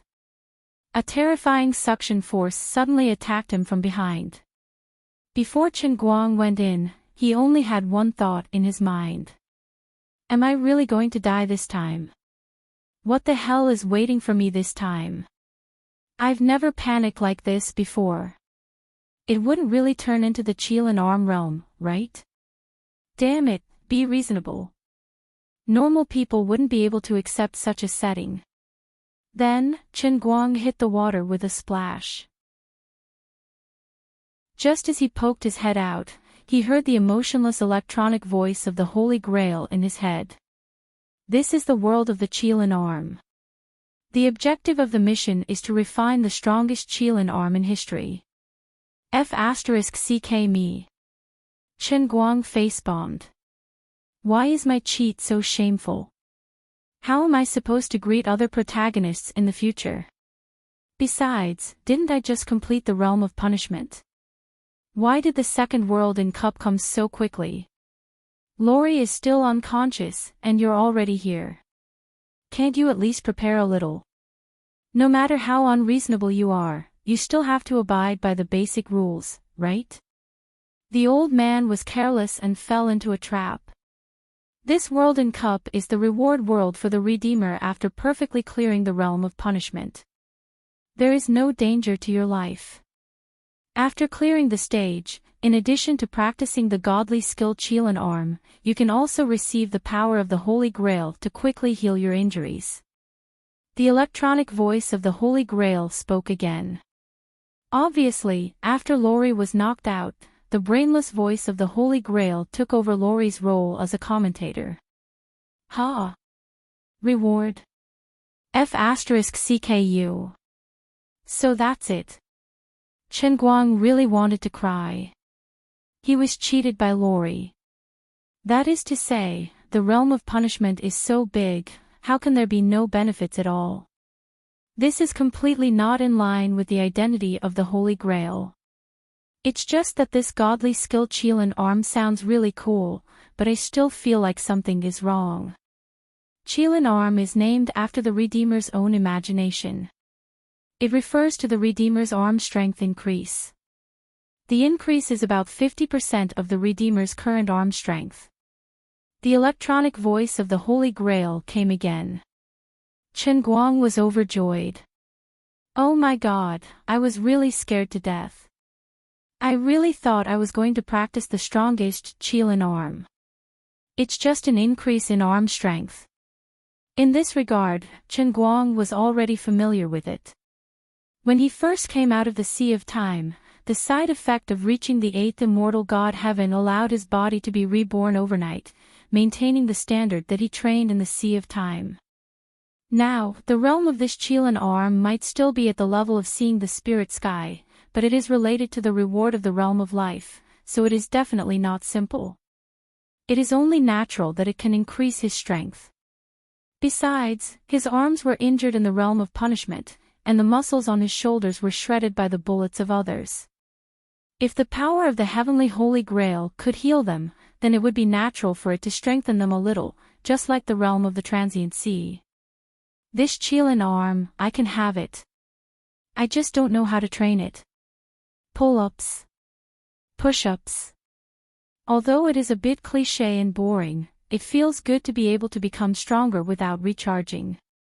I am already very strong now. If my arm strength increases by 50%, I might be able to challenge inner force experts like Second Uncle Wen. Tomorrow, this brother will become a super fighter. The test of the Qilin arm is about to begin. Redeemer, please prepare. Under Chen Guang's expectant gaze, countless strange cylindrical objects that have been forcibly censored gradually floated up from the water. They densely covered the 100-meter radius of the cup world pool like grass. What the hell? Why do these things look so familiar? He lowered his head and looked at a certain part of his body through the water. Chen Guang slapped his face. Wash the motor. He walked away. After such a big detour, you let me go from despair to hope, and now you instantly extinguish my hope. What's with this joke? I can't play this game anymore. He bravely swam forward and forced himself to take a closer look. Thank God, it is not like that. It is a standard metal cylinder. The brass material looks a bit similar to the skin color. But why would the Holy Grail hang two egg-sized pendants next to the metal pillar? There was no need for that at all, okay? Are you trying to scare me? This is very easy to misunderstand, okay? An electronic voice came from the air. Please use friction to generate heat to ignite the brass fireworks. If it is successfully launched, the index of the Qilin arm will increase by 1. Additional explanation: the shape of the brass fireworks is set according to the most commonly used item of the Redeemer. It can increase the Redeemer's sense of immersion. Friction to generate heat. Brass fireworks. Launch. What do you mean by most commonly used item? Although the old man is an experienced driver, I drive an online taxi, not a car. I will never admit this kind of thing even if you beat me to death. Your Holy Grail is so indecent. The method you use to train the Qilin arm is too shameful. I protest. Chen Guang covered his face. Chapter 320. In a sense, the normal training method for the Qilin arm was indeed like this. However, the twists and turns really tortured his heart. Fine, I'll just accept my fate. This is much better than what I was worried about at the beginning, where I would die of exhaustion. If he had to blame something, he could only blame himself for being too relaxed and falling into the trap of the heavenly Holy Grail. It was also Laurie's fault, that damned liar. There was clearly such a huge reward after completing the punishment realm, but in order to make him ignore Wu Tong, she actually lied through her teeth. Apart from that, Chen Guang secretly swore that he would definitely be an upright gentleman in the future and would not easily give himself false promises, especially when doing certain things. He had to endure the disaster that his own wretchedness had attracted, even if he had to hold back his tears. Closing his eyes, Chen Guang silently stretched out his hands. After a long time, the fireworks were launched, and the cup realm above his head shone with a brilliant light. A huge character floated in the sky. Pass, Qilin arm index +1. The old man's Qilin arm had become a little stronger. There was really no need to top up. Since the brass fireworks were soaked in water, it was needless to say how strong the thermal conductivity of copper was. It was not easy to generate enough heat from friction to launch the fireworks. Fortunately, the cup realm was considerate enough to consider his difficulties. On the one hand, it made the surface of the brass fireworks into a frosted state to increase the friction efficiency, and on the other hand, it made the calluses on his hands grow abnormally fast. Furthermore, his arms were never tired and could move crazily like a perpetual motion machine. He would not feel hungry or tired, and his body would not swell even if it was soaked in water. As soon as he squeezed his hands, he could clearly feel the calluses on his palms growing like weeds in spring. Chen Guang could not help but complain. Although it was a free reward, it was not easy at all. It was more boring than sharpening pencils, and more difficult than playing Dota. The heavens took pity on him. When he was dealing with the fourth brass fireworks, the quick-witted Chen Guang realized something was amiss. The words formed by the first 4 fireworks were read together, starting from 0. As a veteran web novel reader, Master Guang felt that these 4 words were really F***king familiar. But he had a bad feeling about this. Could it be, after 5,000 fireworks, Chen Guang plunged his head into the water? He planned to drown himself. It turned out to be the first chapter of the masterpiece, starting from 0, which was more than 20 million words long. What the F asterisk CK? I'm so F asterisk ket up. Many years ago, when he was still a high school student, he once complained that if the book ended one day, his old friend who was still alive would print it out on A4 paper and burn it for him in the underworld. This year, the book was really finished. Chen Guang remembered that he couldn't hold on after reading more than 1,000 chapters. Until now, he still didn't have the courage to open the book again. So here's the problem. Do I have to use the fireworks mode to read the book? Just thinking about it was terrifying. There was no reason for this. This pool of water with a radius of more than 100 meters couldn't possibly contain more than 20 million brass fireworks, right? The density didn't match. Chen Guang turned around and found that the brass firework, which had sunk after being fired, had quietly emerged again. Okay, pretend I didn't say anything. This dog has a resurrection function. It can be recycled. He really had no idea how much time had passed. Perhaps it had been so long that he had lost track of time. Thankfully, the Holy Grail's thoughtfulness had stopped his train of thought, or else he would have collapsed after reading more than 100 chapters. The difficulty of using calluses to generate heat was not something a web novelist could compare to.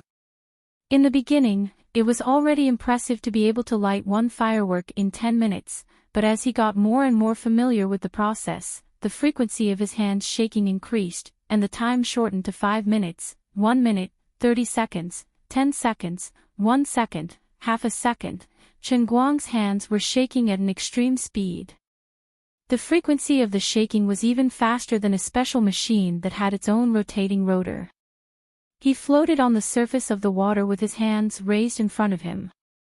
He took a deep breath. In that instant, with his hands as the center, the surface of the lake in the world of the cup surged to both sides, the waves reaching 20 to 30 meters into the air. In the blink of an eye, there was a "bive" sound, and the fireworks shot into the sky. The waves stopped, and the water stopped. All that was left was the lonely back with half of his body submerged in the water. That was how confident he was with the terrifying ultra-high frequency vibration. In fact, the Holy Grail could not be blamed for this. His strength was already at the level of a veteran pirate, much stronger than the average person. On top of that, he had increased it by 50%, almost at the level of a world weightlifting champion. Since it could not change his body shape too obviously, the Holy Grail could only use this stupid method to train the muscles in his arms. It trained his muscle structure day after day, year after year, until it reached or even exceeded the limits of human muscle fibers. Although it was a scam, it was really effective. When the words, "book complete," finally appeared, Chen Guang's tears streamed down his face. He lowered his head to look at the calluses on his hands that were so thick that grass could grow on them. It was obvious that he had become the most loyal fan of this generation's masterpiece. The world of the Kirin arm is complete.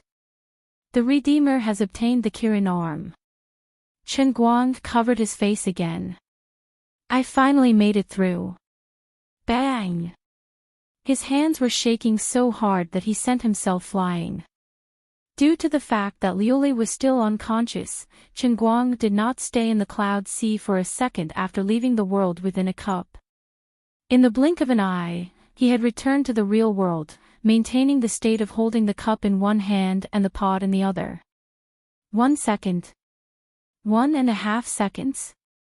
In any case, by the time he came back to his senses, the Cyan Eyes White Dragon had already fired its destructive white beam. Damn it, can my hands not tremble? Although there was no longer any pain in his shoulder, he only felt that he had endless strength. But what did it mean that he couldn't stop shaking? Chen Guang hurriedly moved his hands away and looked at the wet bedding. He wanted to cry, but no tears came out. He pulled the quilt over with his right hand and decisively decided to dry himself. His left hand placed the cup on the bedside table next to the bed.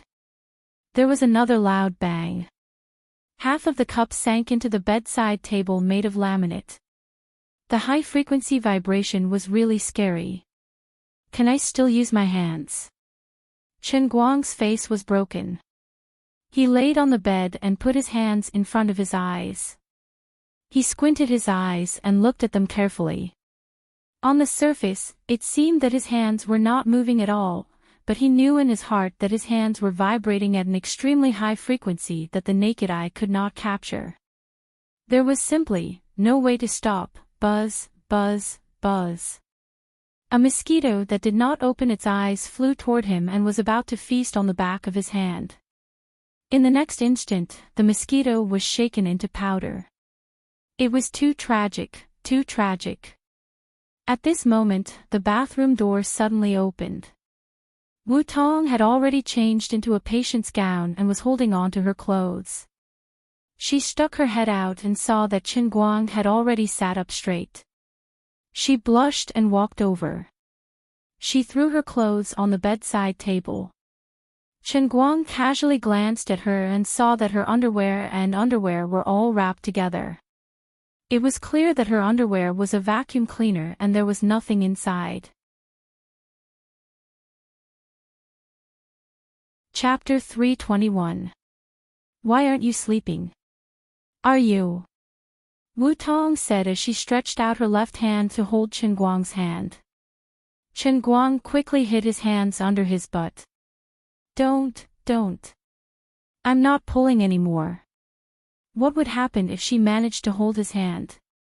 She could suffer a comminuted fracture at any moment. The bed started to shake. The frequency was high, but the intensity was low. Thanks to the Special Care Unit super durable mattress, he knew it was this brand. Wu Tong was puzzled. What's wrong? Are you not feeling well?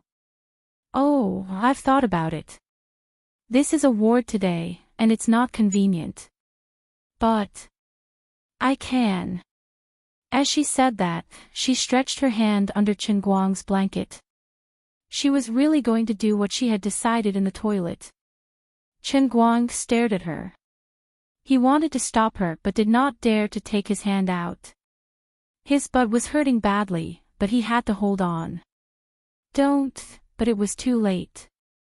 She had already touched the wet, sticky mass. Wu Tong was also confused. She took her hand out and sniffed. Ah! It smells fishy. Chen Guang wanted to cover his face again, but he remembered what happened before he left the world in the cup. He did not dare to do so. His face was not as thick as his butt. With the frequency and intensity of the shaking, his cheekbones would definitely break if he touched his face. I was going to help you with my hand, but you're not doing your best. You can't blame me for that. Wu Tong was pleased. Since she had already made up her mind, she was able to let it go. She was indeed a tough woman. Virgin. Just thinking about it is enough to cause an avalanche. Chen Guang nodded. Yes. What a coincidence. I'm also a virgin. Wu Tong grinned. What a coincidence. Since we're so fated to meet, and since you have guns in your hands, I'll reluctantly take care of the wounded. Don't let your imagination run wild. Please treat me as an honest police officer. As Wu Tong spoke, she grabbed a box of toilet paper and stretched her hand into Chen Guang's bed to clean him up. 5 minutes later. Comrade Wu Tong, can we talk about this? Can you take your hand away? I feel weird. Tired of it already. I think it's fun. No. I have another reason. It's very important, but I don't know how to tell you. Chen Guang was truly enjoying it, but his hands were trembling too violently. His butt was on the verge of exploding. He was in pain and happiness at the same time. The pain kept stacking, and it gradually overcame the pleasure. Wu Tong looked at his serious expression and couldn't help but feel disappointed. I'm really not sick of it. It's just a special situation today. Let's continue another day. Chen Guang caught onto her emotions and immediately comforted her. Wu Tong finally stopped. All right, another day it is then. I clearly feel that there's movement again. That night, Chen Guang slept on his side. He didn't dare to place his hands under the blanket, so he placed them outside. In any case, he didn't have to be afraid of mosquitoes. My butt hurts. I don't even need to look at it to know that there are 2 patches of bruises. Behind him, Wu Tong had unknowingly moved closer to his back. He didn't know if she was really asleep or pretending to be asleep, but her sleeping posture was terrible. She hugged Chen Guang's back like an octopus. Chen Guang could only use his back and his healthy buttocks to firmly press against Wu Tong's chest and stomach. On the other hand, he desperately stretched his hands out of the bed, not daring to let her touch his hands. When will this super mighty tremor stop for me? Originally, this was a great opportunity for him to grope her, but it seemed that he couldn't use his hands now. If it wasn't for this lousy matter and Wu Tong's shameless behavior, Chen Guang would have at least had a taste of her. Sigh, he felt sorry for himself. Paw. There was another soft paw sound on his fingers. It was like the electric sparks from an ultraviolet mosquito killer. Another poor little life left the world. The excitement gradually faded, and the anesthetic hit his heart again. Chen Guang's eyelids became heavier and heavier. Thank God for the anesthetic. Otherwise, he would definitely not be able to sleep today. Wu Tong was actually stunned. Under normal circumstances, she should have known that with the injuries on both of Chen Guang's shoulders, he wouldn't be able to sleep like this. But at this time, she was not normal. She walked between life and death. It would be a lie to say that she wasn't tired. Her brain was also moving slowly. She really fell asleep. Hugging her brother's big doll, she slept peacefully like never before. The next morning, Wu Tong woke up first. She comfortably twisted her body and pressed her face against the big doll. It was warm, fleshy, and made of real leather. Stepping over the big plushie's body, he grabbed a certain part in the middle of the plushie, as if he was grabbing something even hotter and harder. Wu Tong slowly regained consciousness. Her brain was still a little stiff. She squeezed her right hand hard. Was it a cylindrical hand warmer? The material of this real leather was really good workmanship. Suddenly, a thought flashed across her mind. She suddenly opened her eyes and woke up in shock. What kind of sleeping posture was this? What was I doing with my hand? No, what was I afraid of? Didn't I think it through? Wu Tong didn't let go. She quietly lifted her body and looked at Chen Guang's face. This guy was really sleeping soundly. His saliva was all over the pillow. It was still early in the morning, and he was already pointing a gun out the window. What a bad brother. She added a little more force. Gun in hand, follow me. At this time, the door of the ward suddenly opened. Wu Tong quickly covered Chen Guang with the quilt and sat on the bed, cross-legged, as if she was cultivating. The person who barged in was none other than her good friend, Tang Ying. Tang Ying's face was a little pale, as if she had suffered a great shock. Wu Tong, are you okay? I woke up early in the morning and heard that last night. Before she could finish her sentence, she saw Wu Tong sitting on the edge of the bed. She threw herself at Wu Tong and burst into tears. She whimpered, "You scared me to death. Why didn't you come to my hospital? How did I find out about such a big thing from other people's mouths? How could you do this to me, you damned girl?" Wu Tong was embarrassed. She patted Tang Ying's back and spent a lot of effort to calm her best friend down. She shushed her again. "Lower your voice. It's all because of this guy that we didn't go to your hospital. Don't wake him up." Sleep will help him recover. Chen Guang narrowed his eyes. He was already cursing Tang Ying in his heart. If you weren't my mother's attending physician, would have cut all ties with you right now. Did the heavens send you here to punish me? I'm going to explode. On the other side, Tang Ying and Wu Tong were already chatting in low voices. Tang Ying harshly blamed Wu Tong, saying that she was not good enough to not inform her about such a big thing. Chapter 322. Wu Tong spent a lot of time and effort to convince Tang Ying. She even sold out Chen Guang at the same time, but she didn't go into details. She only told Tang Ying that her survival this time was all thanks to Chen Guang, her younger brother. Tang Ying's mouth was agape. She turned her head from Wu Tong's side and looked at Chen Guang a few more times. Does this kid want to die? How dare he get involved in this kind of thing? Don't tell me he fell in love with you. Wu Tong blushed as she tried to defend herself. Don't overthink it. He's my brother, and I'm his sister. Anyway, if it weren't for him, I'd really be dead. Tang Ying recalled the first time she met Chen Guang. She didn't know what to think, but she nodded. He's quite special. I really envy you for having such a good brother. Why are you envious of me?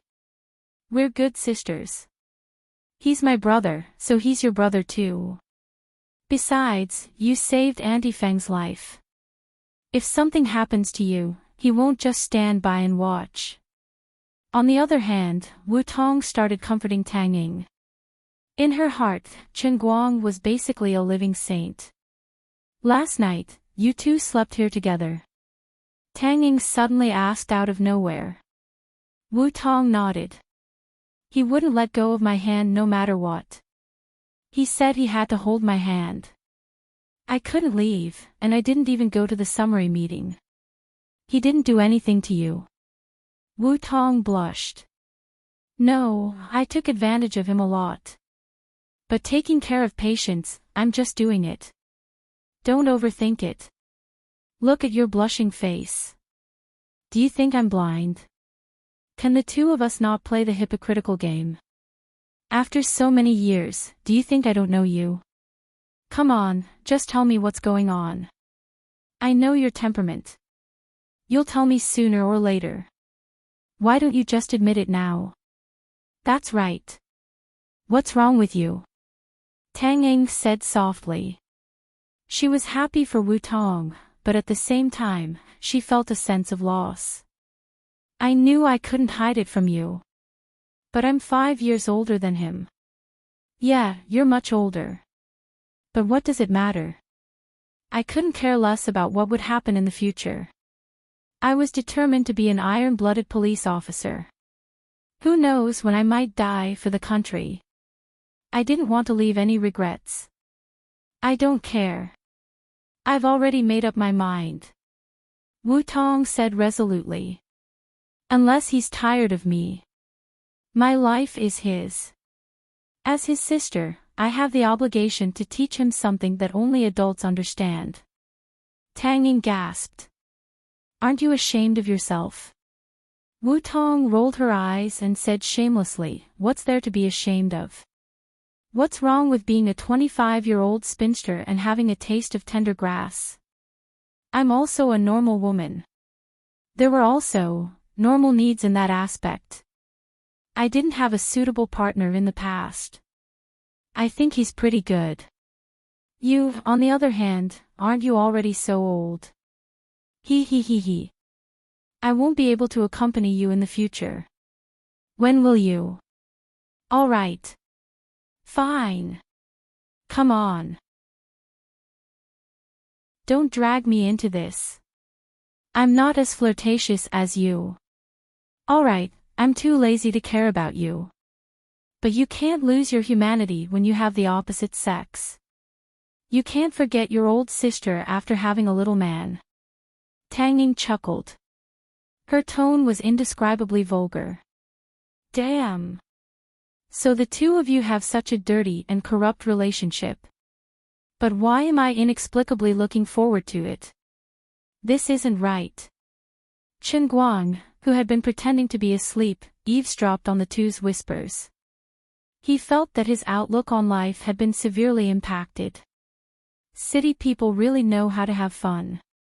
The world of adults is too scary. These two women actually have a secret affair. No wonder the two of them are so decisive. I'm so shocked. Oh right, how did you take advantage of him yesterday? Tang Ying asked again. Her voice was very low and seemed to have a slight tremble. She seemed to be very curious and a little perverted. She seemed to have recalled the brief flirting with Qin Guang that day at her house. The sound of Wu Tong scratching her head could be heard. She scratched her head a little. Actually, it's nothing. I just helped him wipe his body. Nothing really happened. In the end, Bai. Yeah. Tang Ying sighed. As expected. You're like an old cow that eats young grass. You can't do it for now. What's wrong? What's wrong? What do you mean? Are you against it? Wu Tong panicked. Tang Ying sighed again. No, it's something else. Oh right, you've met his father, right? It's Qin Guoli's Uncle Qin. Yeah, I've met him. He's a pretty good uncle. What's wrong? Tang Ying wanted to say something but stopped. Some time ago, Uncle Qin asked me for a prescription to treat kidney deficiency. He said it was for a relative in his hometown, but I later found out that the prescription was actually for Qin Guang. He's sick. Kidney deficiency. Qin Guang gritted his teeth. He wanted to smash his fist into her ribs. Can they still have a pleasant conversation? Why did the two of you suddenly become like this when you were just chatting nicely?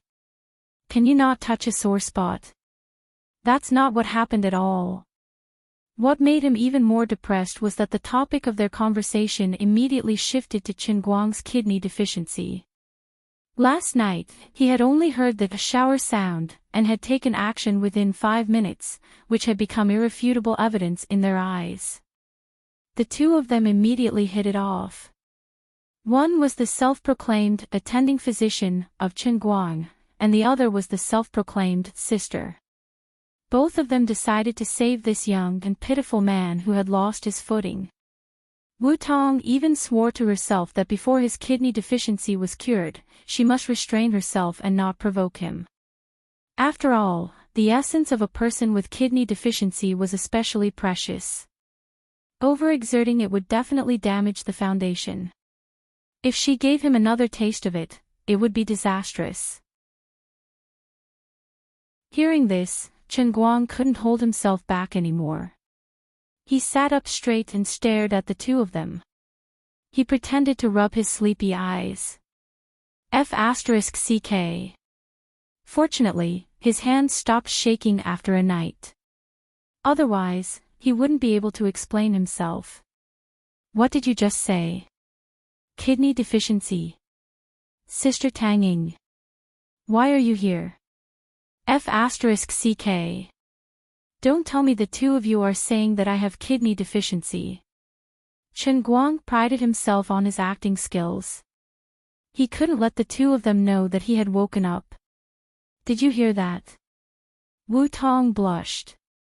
She immediately put on the attitude of a big sister and patted his head. Don't be sad. It can be cured. Tang Ying looked at him from the side.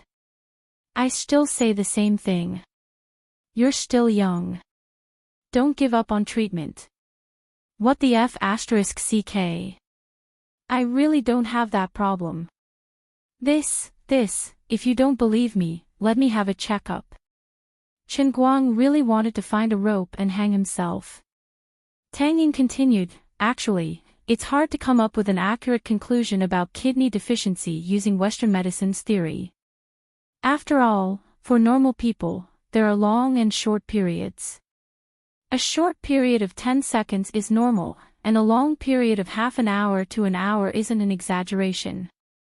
Everyone's physique is different, and the checkup won't be able to tell the difference. You don't have back pain or weak legs, so the checkup results will definitely show that you're fine. Then why did you insist that I have a kidney deficiency? Chen Guang continued to protest. Chapter 323. Tang Ying rolled her eyes at him disdainfully. But you lost your composure just by listening to the sound. You're definitely sick. Stop quibbling. Whatever you say is useless. I've seen a lot of patients like you. Wu Tong also chimed in. Yesterday, I thought it was fun to pinch it, but you said you had another reason and didn't let me play. At that time, you said it wasn't easy to talk about it. It must be because you're weak in that area. I know it's difficult to talk about it.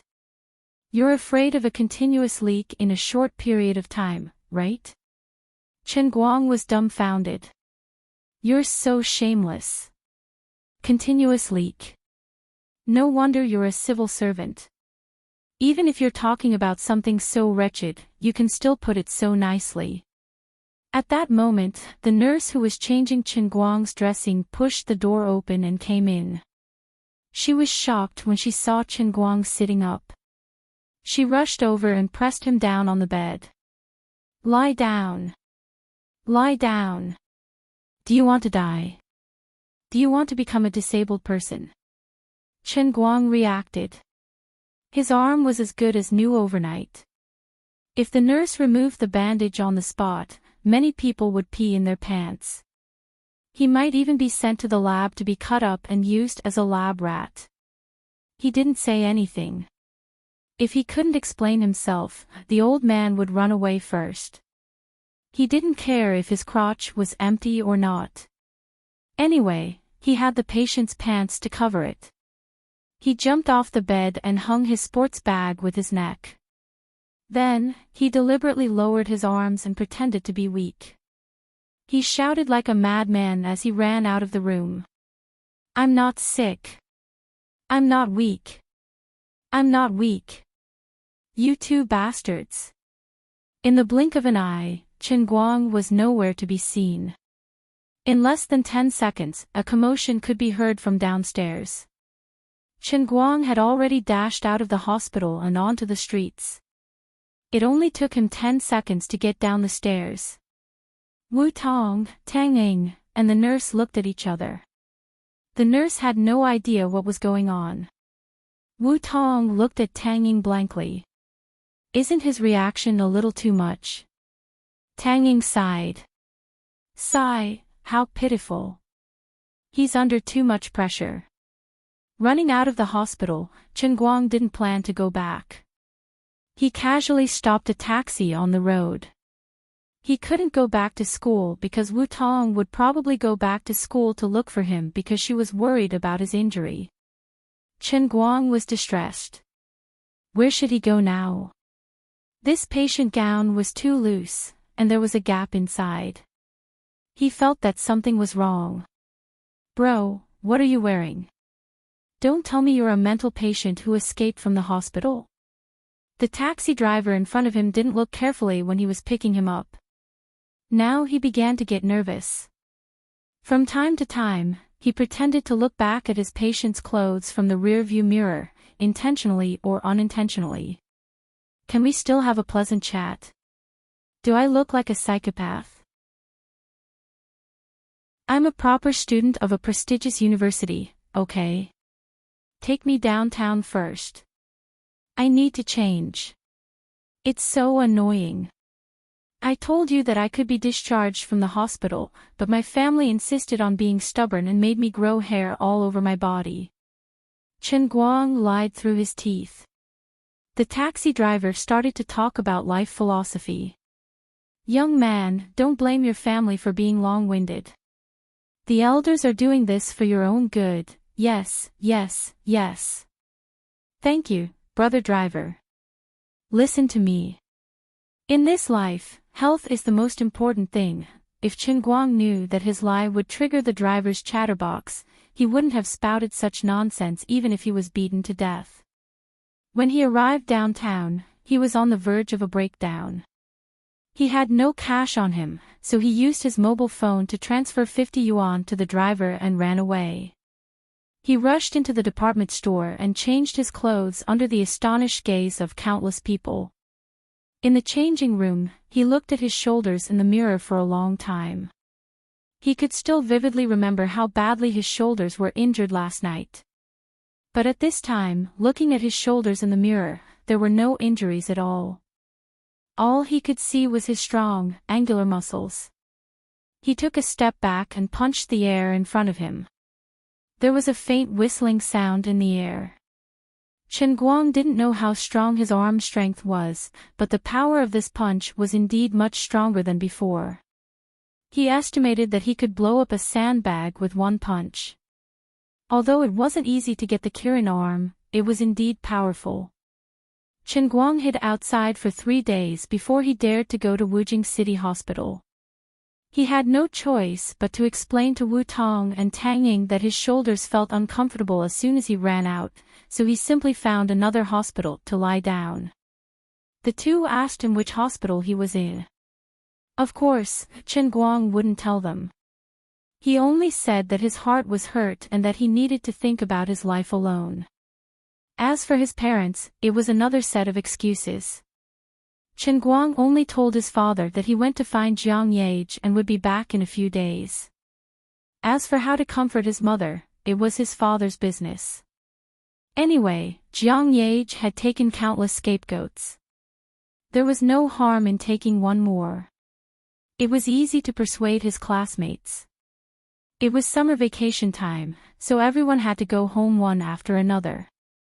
After talking to his 3 grandchildren on the phone, they left Wujing according to the original plan the next day. Sun Xiaoxuan insisted on seeing Chen Guang, or else she wouldn't even take the plane.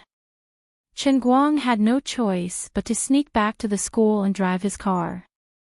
He personally sent Sun Xiaoxuan to the airport and let her see his healthy body. Only then did he appease her. Wu Tong looked for Chen Guang for 2 days, but she couldn't find him. She had no choice but to return to Wenxing. Her commendation had been announced. Although she still held the position of a branch captain, her administrative rank was directly promoted to the deputy director of the Wenxing branch. With her background, this meant that she had taken the first step to a meteoric rise. At the age of 25, she became the deputy director of a township branch, deputy section chief, and a first-class supervisor. She also had such a great credit on her back.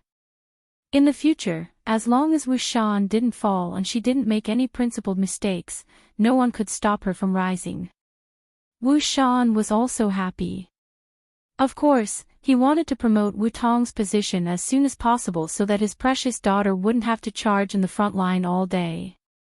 Now that it was justifiable, no one could say that he, Wu Shan, practiced favoritism and made an exception to promote his daughter. Could you? Why don't you try to defeat 7 bandits by yourself? Although Wu Shan didn't have more opportunities to thank Chen Guang in person, he asked Wu Tong to pass the message to him. Anyway, he owed Chen Guang a big favor, and he would be family in the future. In addition, Chen Guang received another 200,000 yuan as a Good Samaritan award. If it was in the past, the poor old man would definitely jump 3 feet high. But now, he had so much money in his bank account that he was too lazy to count it.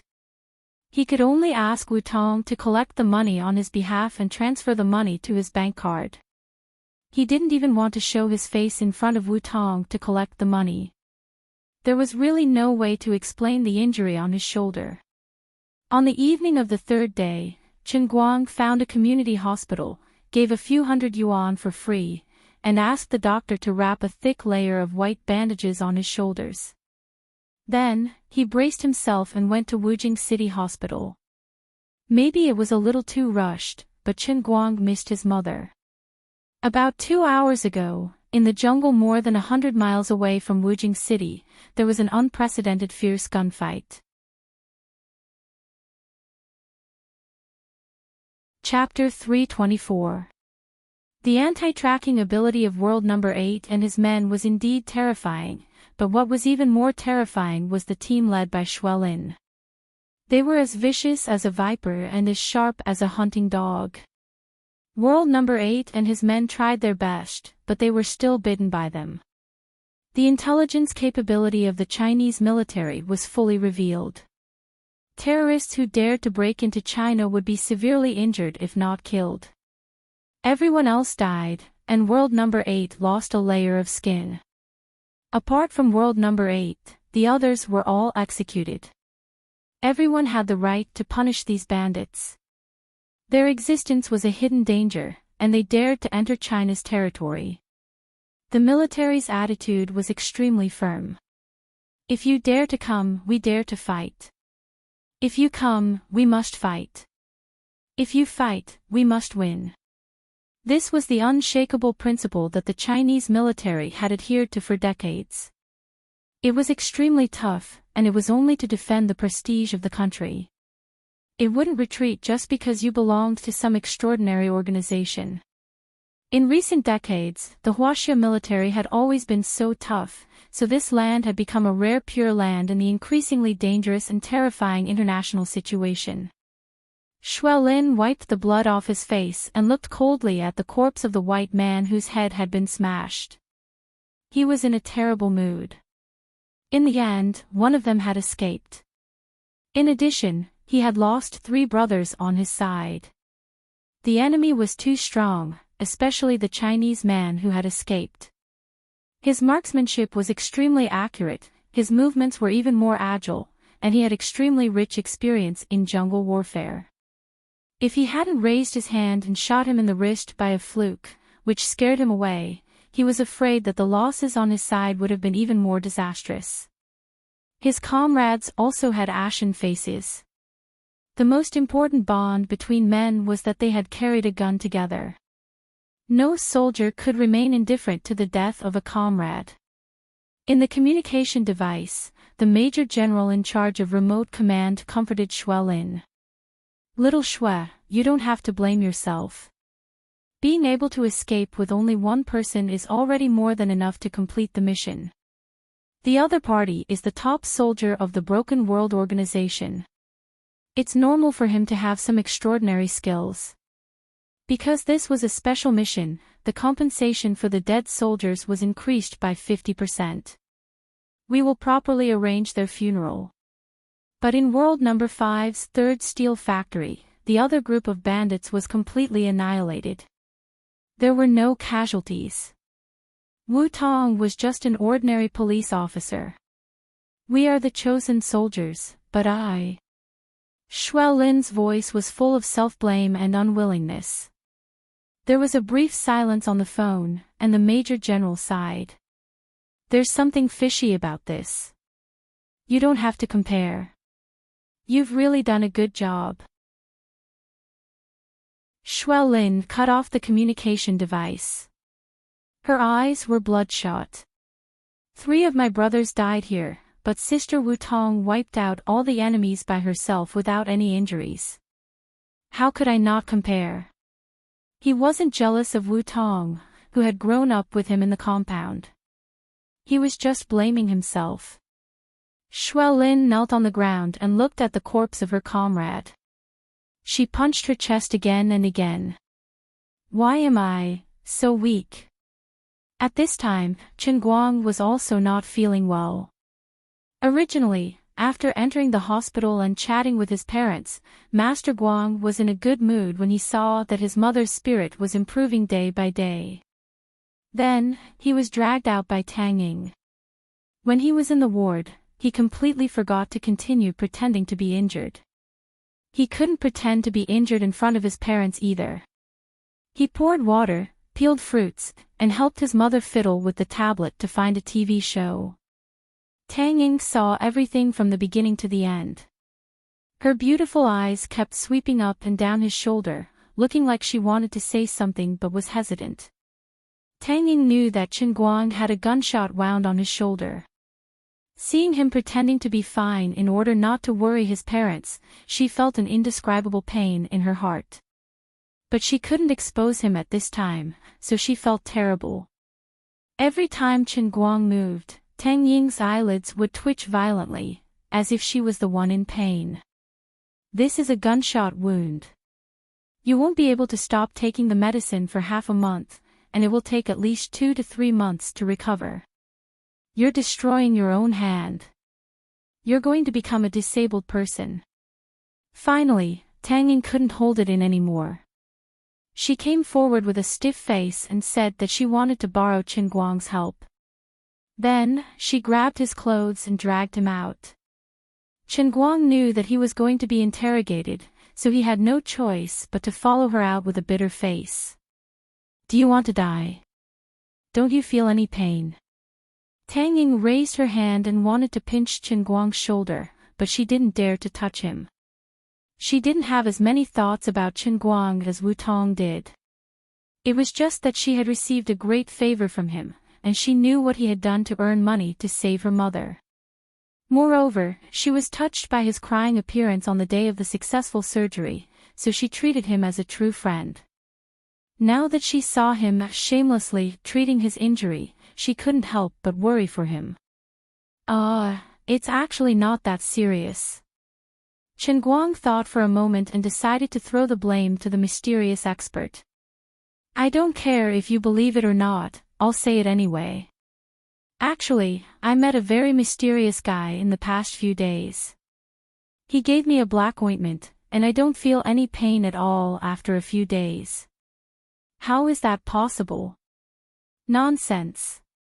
As a senior medical worker, Tang Ying didn't believe it from the bottom of her heart.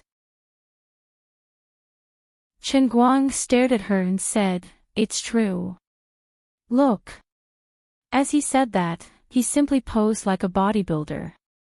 Tang Ying pulled Chen Guang and dragged him to her dorm room.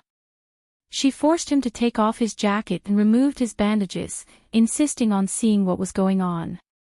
When Tang Ying saw his perfect deltoid muscles, she covered her mouth and looked up and down for a long time. She really couldn't find any trace of injury, not even a scar. Oh my God! This is a miracle in the history of medicine. This is a miracle. Where do you think that person is? Which hospital is it? Take me there. This is a Nobel Prize in medicine. Tang Ying wasn't making a fuss out of nothing. On the contrary, as a doctor from Moorlands Medical College, she had seen a lot of things, but she had never met anyone who could completely recover from a gunshot wound in just 3 days without any signs of injury. Chen Guang also put on a shocked expression and asked, "MHM. There was a big scar this morning, and it's gone now. Which hospital is it? Tell me." Scratching his head, Chen Guang replied, "Actually, I'm lying to you guys. I wasn't in the hospital for the past few days, and I found a hotel to stay after meeting that person. That person would only change my bandages once a day. This morning, he changed my bandages and left. He didn't leave me any contact information. I asked him, but he wouldn't give it to me. Before he left, he only said something like, 'There is no Bodhi tree, how can there be dust?' This kind of strange and meaningless words." Ha! Tang Ying subconsciously felt that he was talking nonsense, but his unscathed shoulder was clearly in front of her. She had no choice but to believe him. Seeing her distracted look, Chen Guang put on his clothes and patted her shoulder to comfort her. "Don't be too upset. The world is big, and there are all kinds of strange things. There is no end to learning." Tang Ying nodded blankly. "Indeed. If there's nothing else, I'll go back to the ward." Seeing that she had been bluffed, Chen Guang decisively prepared to slip away. Okay. Let me think first. What kind of medicine could have such an effect, and what's the theory behind it? Take your time to think about it. I'll make a move first." Chen Guang chuckled as he opened Tang Ying's room door and walked out. As soon as he stepped out, a young man in casual clothes with a pale face appeared in front of Chen Guang. When he heard the door open, he stopped daydreaming and stared straight at Chen Guang. Chen Guang, you killed Shizhou's group, right? Chapter 325. Chen Guang suddenly stopped in his tracks. He turned around to look at the young man with narrowed eyes. He smelled a familiar scent from this person, which made him exceptionally vigilant. That's right, he smelled blood just like he did in the transient sea, as if he had just killed someone not long ago. The other party's words were too straightforward and caught him off guard. Chen Guang quickly became alert. Could Shizhou's accomplices have found their way here? What about my parents? A terrifying killing intent swept out from his body in an instant, and the air seemed to freeze at this moment. Don't be nervous, I'm not an enemy. I'm Xuelin, a childhood friend of Sister Wu Tong. I'm a soldier, Xuelin spoke again. Xuelin opened his mouth again. He realized that he couldn't continue acting tough, otherwise, he might really die. The moment he was enveloped by Chen Guang's murderous intent, he couldn't help but feel his hair stand on end even with his experience in battle. Chen Guang's murderous intent retracted instantly. Soldier. Why are you looking for me? How those people died has nothing to do with me. I'm just a good citizen who happened to be in the right place. You can just lie to others about this. There's no need to resort to insinuations. I've been following Sister Wu Tong since I was 3. How can I not know how capable she is? I don't expect you to admit it, because it's not important. It's fine as long as I know you killed Shizhou's men. I smell a familiar scent from you. You're the same kind of person as me. Your hands are also stained with blood. Chen Guang spread his hands. What you think is none of my business. Goodbye. Chen Guang had already made up his mind that he wouldn't admit it even if he was beaten to death. For the military to come knocking on his door so quickly, he couldn't rule out the possibility that they've taken a fancy to his ability. What kind of joke is this? I'm a millionaire, all right. Do I have to go and live my life like you guys? Although I'm somewhat patriotic, I'm not that enlightened. I'm busy dealing with the heavenly Holy Grail and don't have the time to protect the country. I don't have the time to protect the country with you guys. At most, I'll just wait until I become the owner of the heavenly Holy Grail. A random decree can guarantee China's safety for 10,000 years. Stop. Seeing that he was about to leave, Xuelin became anxious. She suddenly said from behind, other than Ninth Brother's group, the bandits were split into 2 groups. There was another group led by another warrior of the Shattered World, Eighth Brother. I led my special forces in pursuit. The other bandits were killed by me and my comrades, but Eighth Brother managed to escape. Chen Guang stopped in his tracks. So you're here to remind me. Will they take revenge on me? Xuelin shook her head. No. They probably won't find you, but they might find Sister Wu Tong. That might not be the case. Uncle Wu kept the news under wraps. He only held a very small commendation ceremony in private. At that time, the police issued a gag order. There's no such thing as an impenetrable wall, right? Chen Guang asked. Xuelin nodded. Indeed. What do you mean? Don't you want to completely eradicate that world breaker you mentioned? Wu Tong will be in danger at any time. Xuelin shook her head again. No, Sister Wu Tong's status is extraordinary. Our Chinese soldiers aren't pushovers. Although the Shattered World is well known internationally, they might not dare to openly declare war on us. As long as they don't leave the country, there shouldn't be too much of a problem. Alright, you came to me today just to remind me of this. Then let me thank you, Chen Guang said. Not only that, 3 of my comrades died, and Eighth Brother escaped. I don't understand how you managed to wipe out ninth brother and the others without a scratch. I can't accept it. Chen Guang rolled his eyes. If you can't accept it, find a piece of tofu and kill yourself. You're crazy. Before he finished speaking, Xuelin suddenly attacked. She took a step forward and punched at Chen Guang's abdomen with a gust of wind. You're not done yet. You want to fight just because you don't like it. Chen Guang's pupils shrank. He raised his hand like lightning, and his right hand formed into a claw. He caught Xuelin's fist at a speed that was difficult for the naked eye to follow. Then, he pushed it forward forcefully, and a terrifying force erupted from his shoulder. When he exerted too much force, his right hand even had the power of overclocking vibration. Xuelin took 3 steps back. Eventually, she couldn't stabilize herself and fell to the ground on her butt. Just like that, Xuelin felt the bones in her right hand go completely soft. The terrifying vibration just now swept through her entire right hand like an electric shock, causing her joints to suffer serious injuries. Chen Guang quickly walked past her. Are you convinced now? You're too weak. Don't play martial arts with me. It's not popular here. I'm just a good citizen and a good student. If you really think you're good, I'll introduce you to someone who knows inner force. You can slowly fight with him. The two of them had only exchanged blows for a short while, but Chen Guang had already determined Xuelin's level. She was indeed much stronger than ordinary people, but that was only limited to the level of ordinary people. Perhaps she was stronger than him before he practiced the Qilin arm. Unfortunately, she had just provoked his Qilin arm.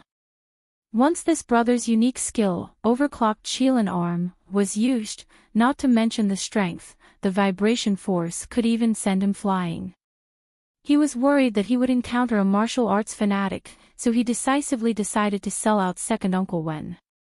Inner force. You know inner force. Unexpectedly, Xuelin, who was sitting on the ground, fiercely pounced forward and grabbed his trouser leg. Hearing the word inner force, her whole person was about to go crazy. Chen Guang forcefully pulled back. Rip, half of the trouser leg was gone. F***CK. That's enough. I don't know inner force. This isn't called inner force. If I knew inner force, I could hit a bowl in the air and send you flying. But I really know someone who knows inner force. Probably, he's much stronger than me. Chen Guang said as he evaluated his and second Uncle Wen's combat power in his heart. Not to be boasting, he could probably live for about 5 seconds in the past. Now with the Qilin arm, he could probably live for about 10 seconds. Where is he? I want to be apprenticed. I want to learn. Xuelin shouted. Aren't you very unconvinced? What do you mean by apprenticing? Chen Guang stared. Xuelin gritted her teeth. I have heard the legend of inner force since many years ago. I want to learn it even in my dreams. But I can't find anyone who knows inner force at all. How can I dare to challenge someone who knows inner force? It's simply not on the same level. There's no one in the army who knows inner force. Chen Guang asked curiously. Xuelin shook her head. No, at least I have never seen it. Chen Guang was puzzled. Wen and second Uncle Wen, 2 living people, were always around him. How come there was no one in the army? This was unreasonable. Chen Guang asked again. That's impossible, right? Is it because your status is too low that you can't get in touch with these things? Xuelin pinched half of Chen Guang's trouser leg, stood up, and shook her head fiercely. My identity. Anyway, there is probably a deeper reason behind it. But I really want to learn. Save it, I still want to learn, but they won't teach me. Chen Guang shrugged. That time in the woods behind the dormitory, second Uncle Wen had rejected her without hesitation. However, Wen seemed to have mentioned that she probably had the intention of teaching him, right? No, she seemed to have said that if he wanted to learn, he had to marry her. Then the psychiatrist said that she had domestic violence tendencies. In addition, why do I have goosebumps when I think of the scene of entering the bridal chamber with that tomboy? Forget it, I don't care if I don't learn inner force, I haven't lived long enough. Chen Guang couldn't be bothered with Shui Lin anymore and fled, leaving behind a young man with a lost expression on his face. Chen Guang didn't dare to return to the ward, but directly drove back to school. When he quietly opened the door, he saw his father stirring something, and there was a vaguely familiar smell coming from the ward. That's right, the long-lost Fatality Recovery Soup, and it was the fortified version with 4 times the power. Mom's condition had stabilized, and Dad's scientific research spirit had finally been reignited. The old man wasn't feeling well, so he left first. This thing must not be drunk.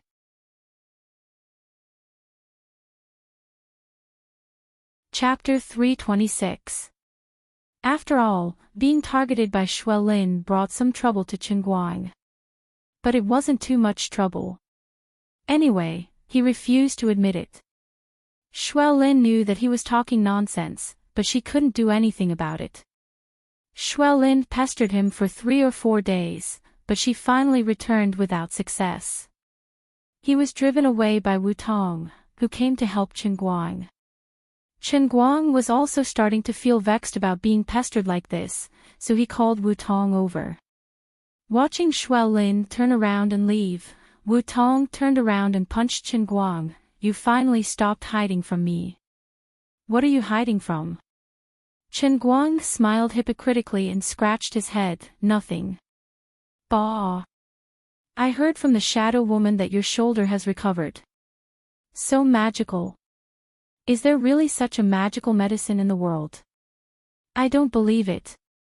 You must have some secrets, but if you don't tell me, I won't bother to ask you. Wu Tong said as she threw herself on Chen Guang. Most of her body pressed on Chen Guang's shoulder, and at the same time, she intimately rubbed Chen Guang's shoulders with her hands. After thinking through some things, her careless temperament made her movements more bold and unscrupulous. Feeling Wu Tong's ample chest on his shoulder and smelling the fragrance on her body, Chen Guang had no idea what perfume it was. At the same time, he was filled with hatred in his heart. This woman wasn't willing to let him have a good meal and was trying to seduce him on purpose. She must be torturing him on purpose, right? Sister, if you do this again, I will be suffocated. Chen Guang gritted his teeth and said, praying in his heart, can you at least give me some real benefits? Wu Tong put her face in front of him, smiling without saying a word. I know what you are thinking. I will give you 2 words, don't even think about it. At least before you recover, don't even think about it. Well, I knew it would be like this. Don't give me a chance. Otherwise, I will let you taste the resentment of a 10,000-year-old virgin. I will make you hover between life and death, grabbing the railing and tearing the bed sheets. I won't tease you anymore. I still have something to do at the station, so I'll take my leave first. On my way here, the woman in the shadow called me again to complain. She said that I kept avoiding her questions. She had asked her friend to bring a new medicine from America. It had no side effects at all. It was a kind of health supplement. How about this? I won't harm you. As your elder sister, I'll throw caution to the wind to help you. As long as you obediently accept the treatment and take that medicine. I'll personally give you a sweet taste and help you do that with my hands. How about it? But if you don't listen, don't even think about it. Think about it yourself. Wu Tong whispered these words into Chen Guang's ear. Her warm breath caressed his ear, tickling it. Seeing that Chen Guang was rooted to the spot, Wu Tong smiled like a victorious general and left. Looking at her back, Chen Guang's heart was so tangled. Could it be that I can only accept this cruel reality? For the sake of sweetness, should I throw away my integrity or not?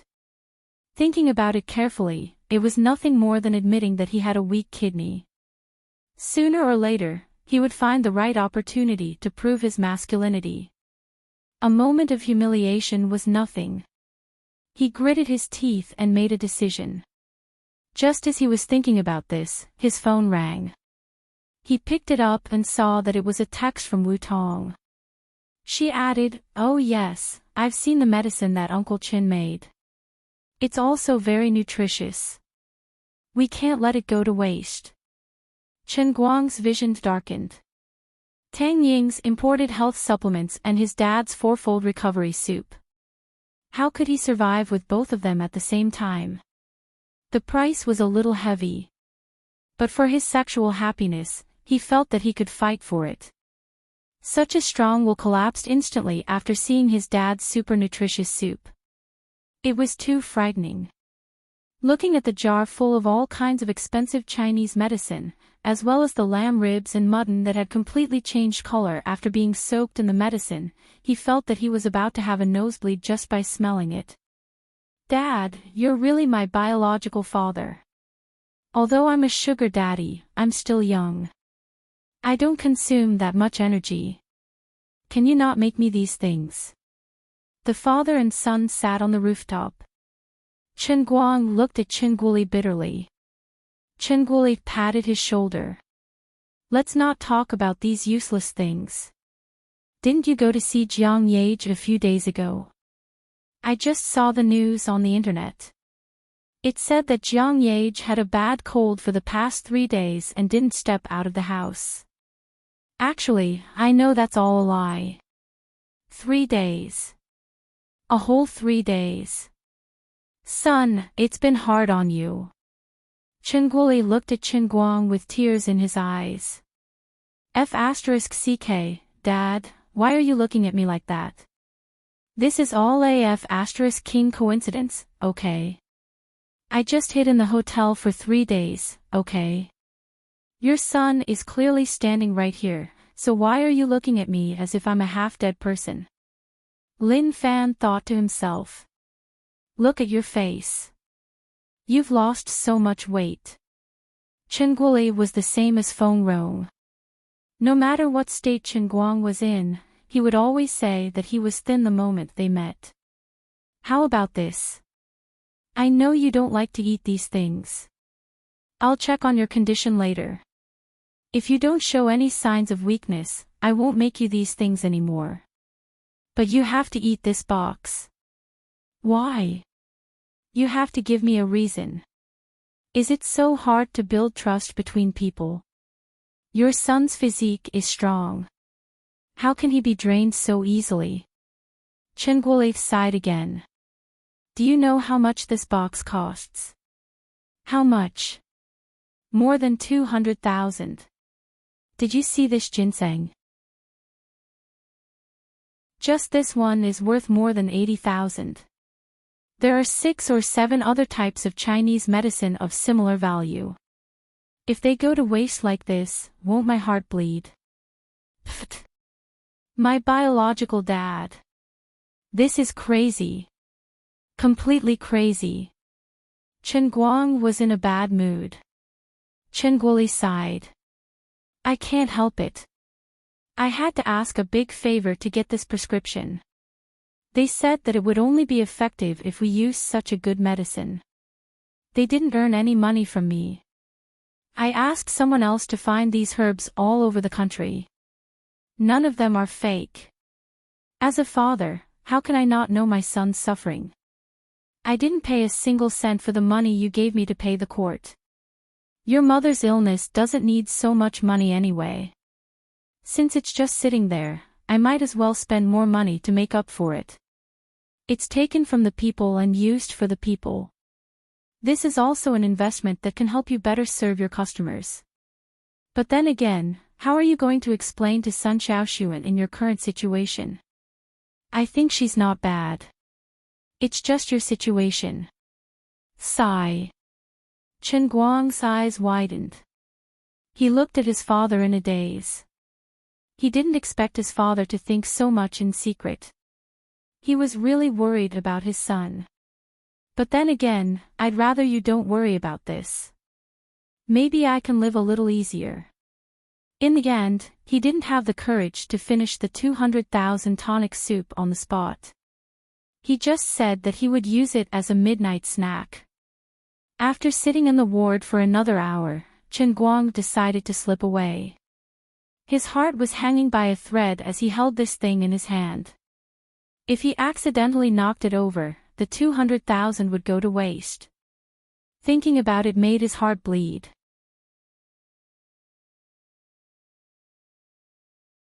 Chapter 327. At first, he refused to eat it, but in the end, he still couldn't bear to let the 200,000 yuan go to waste. Forget it, my head is very hard, I won't die so easily with some nourishment. Anyway, I told my dad that this will be the last time, I really can't waste it. Since I lied, I have to admit it with tears in my eyes. Squatting by the corner of the corridor, Chen Guang gulped down mouthful after mouthful of the indescribable taste. He didn't even waste the soup. 200,000 yuan. Working for someone. If I'm not a billionaire now, I'll be pissed to death by you. Come to think of it, it's not wrong to follow my dad's train of thought. If Jiang Yage really provided for me. Up until now, the money I've given him is almost 10 million yuan, so spending 200,000 yuan to improve his business is understandable. Anyway, as long as the customer is satisfied, this business can continue, right? Dad, you really know how to run a business. Burping, Chen Guang got up, but just as he turned the corner, he was stunned. A woman was standing there with her hands on her waist, as if she had been waiting for him for a long time. It was Tang Ying. At this time, she was holding a brown glass bottle of unknown origin, looking at him with a devilish smile. Young man, come and try the medicine in sister's hand. Wait a minute, Chen Guang let out a burp.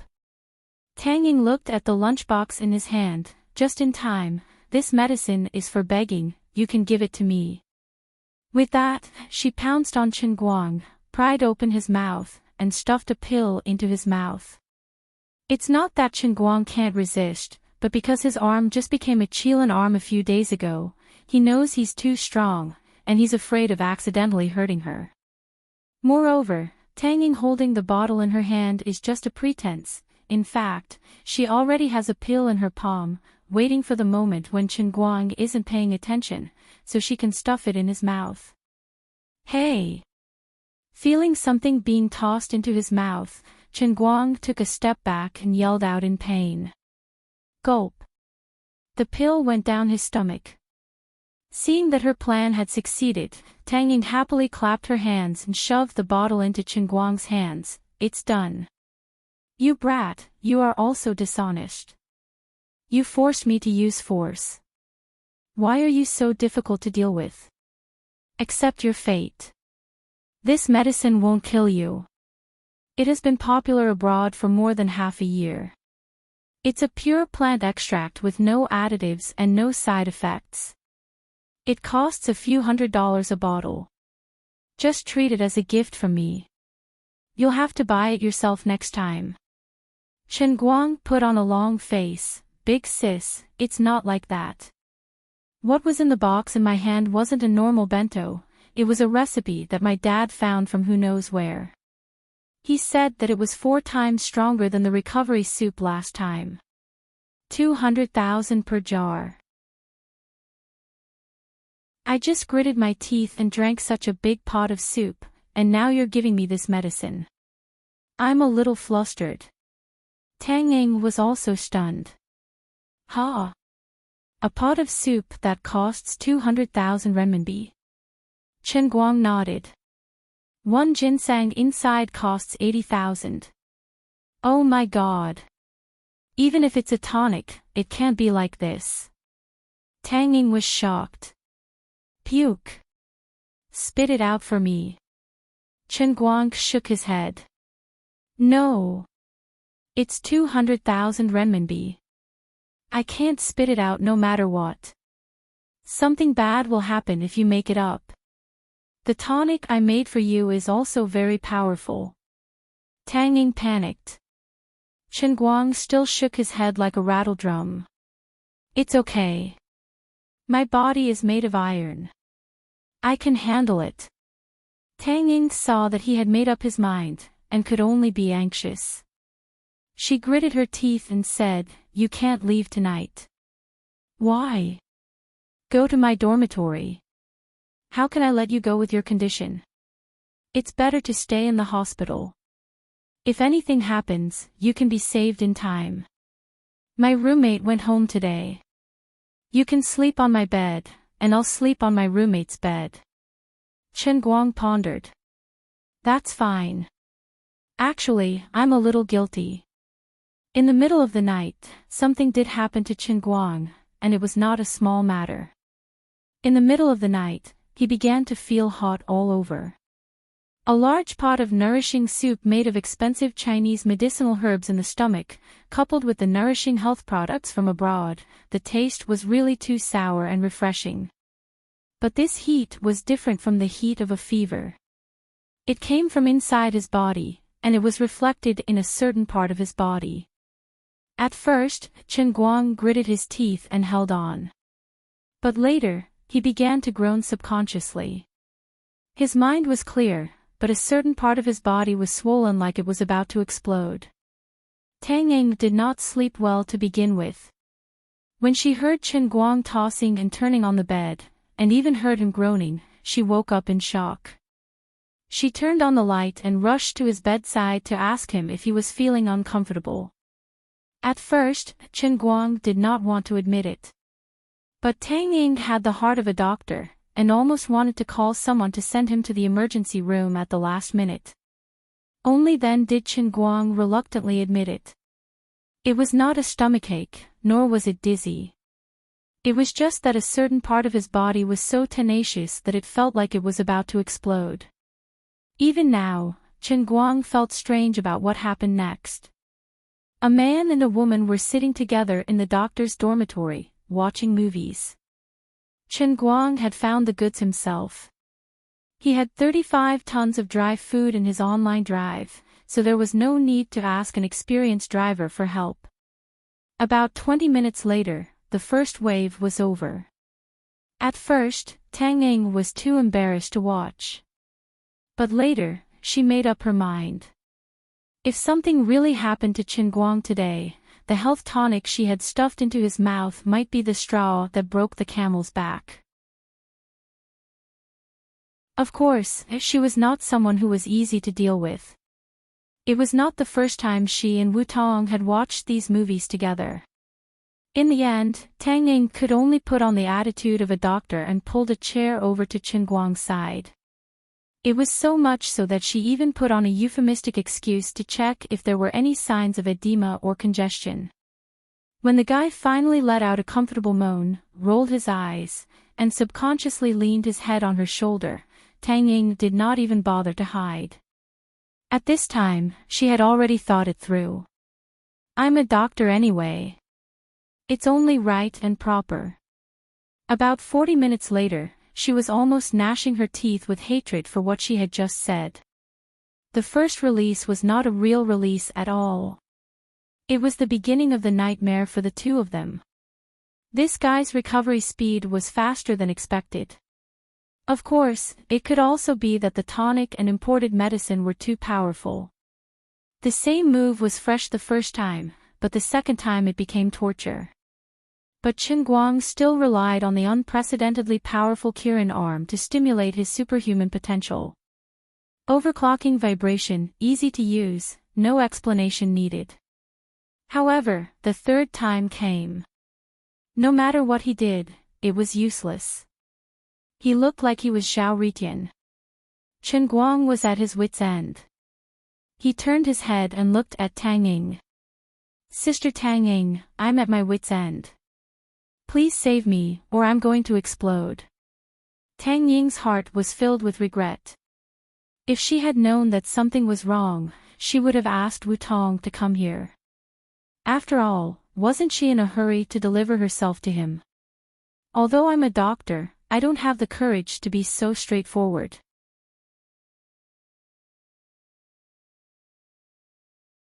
Chapter 328.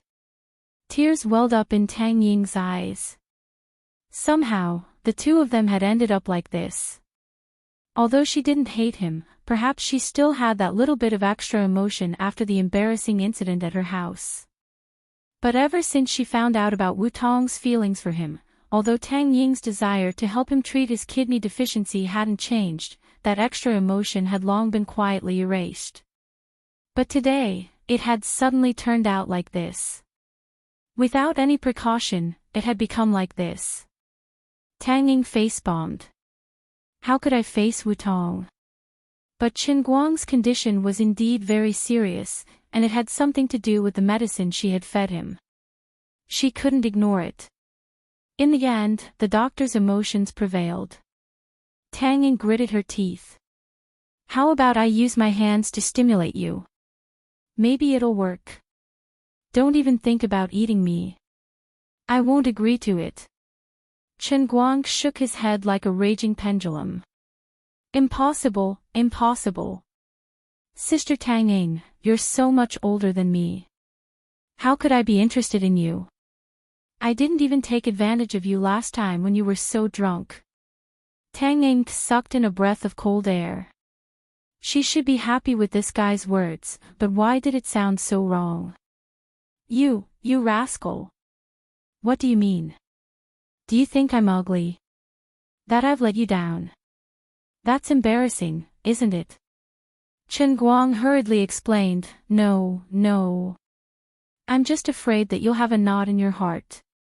Just treat me as a pitiful patient. Tang Ying rolled her eyes. I've always treated you as a patient. Don't let your imagination run wild. The third time, thankfully, there wasn't a fourth time. Tang Ying felt like her hands were about to break. Qin Guang applied some lotion on his hands, or else he would really feel like he was about to burst into flames. That night, Qin Guang slept very well. Although he had used up a lot of energy last night, he managed to survive the nourishing soup and her unlucky American meatballs. He only felt a little sore in his back, but it wasn't a big deal. Tang Ying was miserable. She tossed and turned on the bed, unable to fall asleep. She rubbed her hands until they were almost rotten. She subconsciously smelled the scent. She was really on the verge of breaking down. He felt that he had been tricked by this father and son duo. You guys made use of my sympathy and put on a good show for me. His time was short. This is called kidney deficiency. If he was weak, then there was no one in the world who wasn't. An entire half an hour passed, half an hour. My arms are breaking from exhaustion. I won't even be able to hold my chopsticks properly tomorrow. Early the next morning, Tang Ying glared at Qin Guang with a red face and dark eyes. Swear to God that you won't tell anyone about this. Heaven knows, earth knows, you know, I know. Wutong can't tell either. Qin Guang stretched out two fingers and pointed to the sky, I swear. I will definitely not tell anyone about this. If I go against this, may I be struck by lightning and not.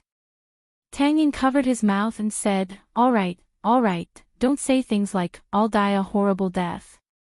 If you really have a bad tongue and let it slip, I'll just lose face. God is watching over me, so there's no need to swear such a heavy oath over such a small matter. Now you should believe that I don't have kidney deficiency, right? Qin Guang chuckled and moved his face closer to Tang Ying. Looking at the usually dignified doctor blushing shyly, he couldn't help but feel indescribably pleased. Tang Ying rolled her eyes at him. All right, I'll be damned if I believe you. Get lost. I don't want to see you.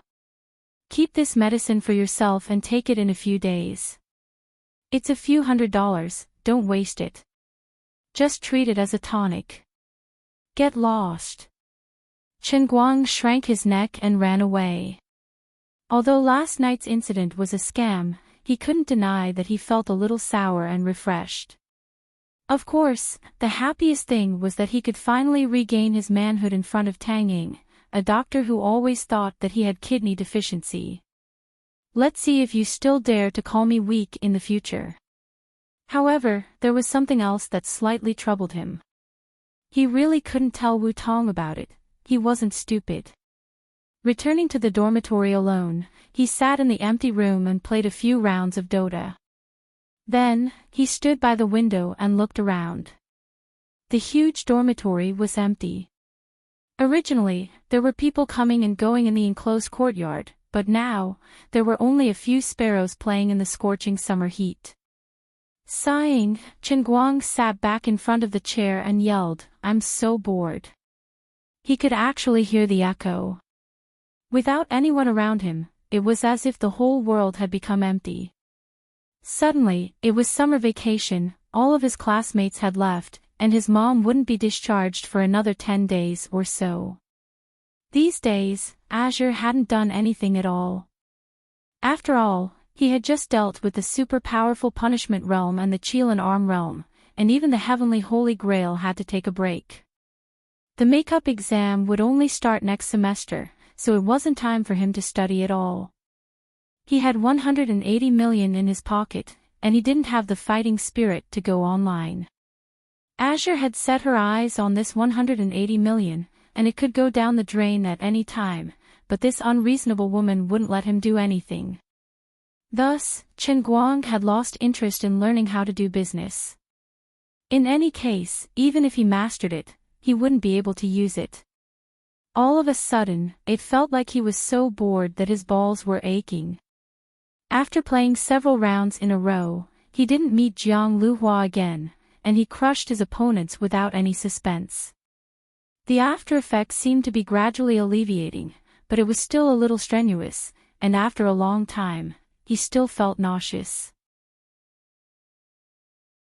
Now, he couldn't play Dota anymore, and he was completely at a loss. Who would have thought that I, the Grand Lord Guang, would also have such a day when I don't even have someone to talk to? What should I do to pass the time? Unconsciously, Chen Guang opened his Weibo on the computer, and before he knew it, he had gained hundreds of followers and hundreds of replies. It had been almost 5 months since he last updated his Weibo. Obviously, he didn't have the potential to become an internet celebrity. He had also received a lot of private messages, most of which weren't pleasant to listen to. Most of them were from Jiang Yage's diehard fans, but of course, there were also haters pretending to be fans. A disdainful sneer appeared on Chen Guang's lips. "You bunch of pitiful bugs, this elder brother and your goddess are very familiar with each other, okay? How could a big shot like this elder brother be angered by the private messages and replies of weak scum like you? Don't King make a fuss, okay?" 10 minutes later, he silently pressed the button to close the replies, delete his most recent Weibo post, and set his private messages to reject strangers. Fortunately, Lord Guang didn't have heart disease, otherwise he would have been angered to death. What King dog? Could he still happily use Weibo? No matter how thick-skinned this elder brother was, he wouldn't be able to withstand these people's endless abuse. Thanks to the hundreds of new replies and private messages, Chen Guang did a good job of revising his Chinese language and felt the profoundness of Chinese literature. In the private messages, he saw a message from Jiang Yage. It was probably because she finally realized that she had replied to Chen Guang's message. It was supposed to be a tease between the two of them, but instead, it caused some of her irrational and crazy fans to keep scolding Chen Guang. "I'm sorry, I was clearly joking with you. I didn't expect those people to be like this. I'm also very troubled. But it seems like you don't use Weibo much, so you might not have seen it. If you see it, you can send me a WeChat message to scold me. I love you." Chen Guang clutched his chest again. He was disgusted by Jiang Yage's words and felt a little suffocated. He recalled his experience at Disneyland with these two people again. He couldn't bear to look back on the past, leaving him with scars all over his body. It really had been a long time since he opened WeChat. He opened it to see what these two people were talking about. Chen Guang felt that a person like him was destined to not have many friends. He didn't even chat on WeChat, so how could he be close to his sister?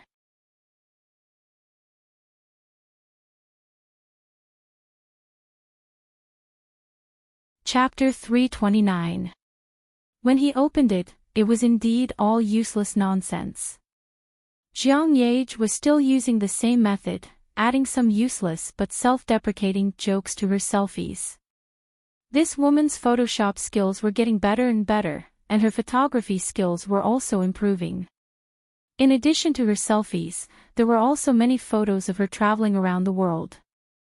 The photos were beautiful, and they were even post-processed. Even though Chen Guang was not interested in her photos, he still felt that the landscape photos she took were quite beautiful. He was secretly envious of her. He did not have the talent to be a photographer, but this woman almost made a name for herself. In the past, he used to use Lin Jingwei's DSLR for a while. Later, he felt that the composition, lighting, lenses, and all kinds of special effects had to be added in order to take beautiful photos. It was too troublesome, and he broke down. Other people had sent dozens of photos, and it seemed that it was a little too much not to reply. Chen Guang replied casually, "The scale is too small, I'm not even interested in replying. My phone's memory card is very precious, please only send large-scale photos." In addition, Jin Shirue said something that made him a little more concerned. Deng Xiaojiang, The Big Beard's Tears for a Nation was finally going to be released. Filming a movie was also quite troublesome. From filming to post-production, to publicity, to the actual release, there were a lot of things waiting for people to do. When Chen Guang sneaked into the crew to shoot that scene, they had actually already shot the second half of the scene. At the same time, the post-production had been following up. Coupled with his relationship with Big Beard Deng, as well as the accurate grasp of the Bureau's censorship policy, this rather heavy historical blockbuster could be released in the summer. Originally, Chen Guang did not like to go to the movies. After all, as an old bachelor, it was easy to get hurt in that kind of place. But this time, he decided to go, and he had to watch the first scene. The reason was very simple, he was going to appear on screen. It was rare to have a few opportunities to act cool in life. How could he let go of such a good opportunity? When the time came, if he was accidentally recognized by the beautiful women coming out of the cinema, they would point at him and scream, "Look! This was the super handsome deputy general." Then, he shook his head. "Yes, you didn't see wrongly. The silver-armored deputy general whose acting skills were off the charts and who was domineering and cool was me." Then, he would be able to hold a girl in one arm and do some shameful things in a nearby hotel. Just thinking about it made him look forward to it. It was a pity that Jin Shirue and Jiang Yage would be attending the premiere in Beijing.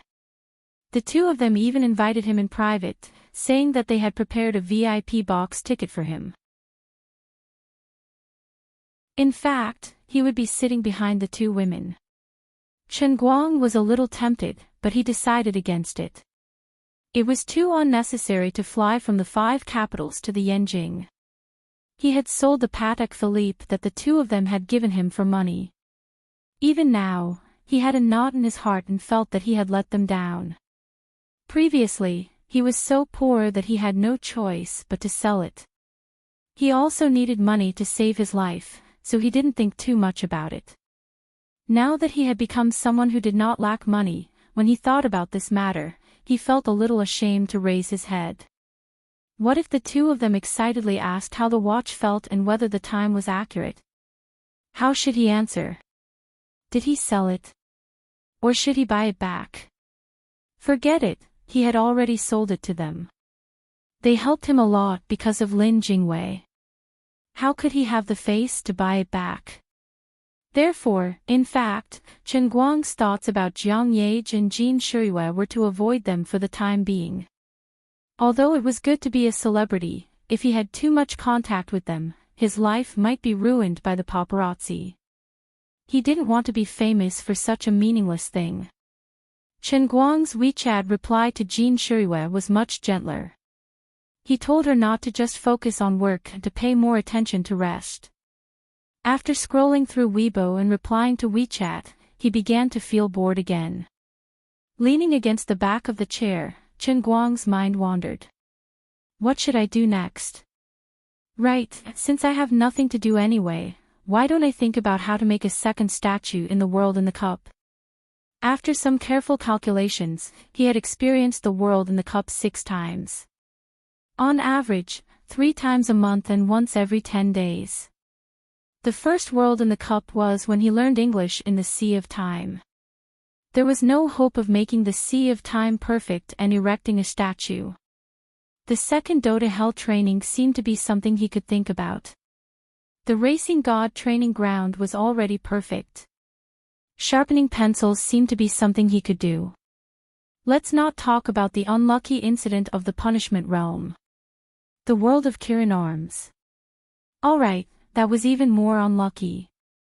Brother Ming was the best at sharpening brass fireworks in the world. Others would only think of him as an idiot. When the time came, would the statue be made of brass fireworks or my pair of Kirin arms? Just thinking about it made him feel hopeless.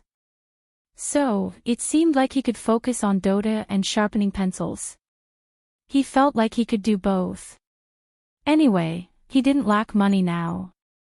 It wouldn't be too much for him to raise a few million to set up a club and form a team.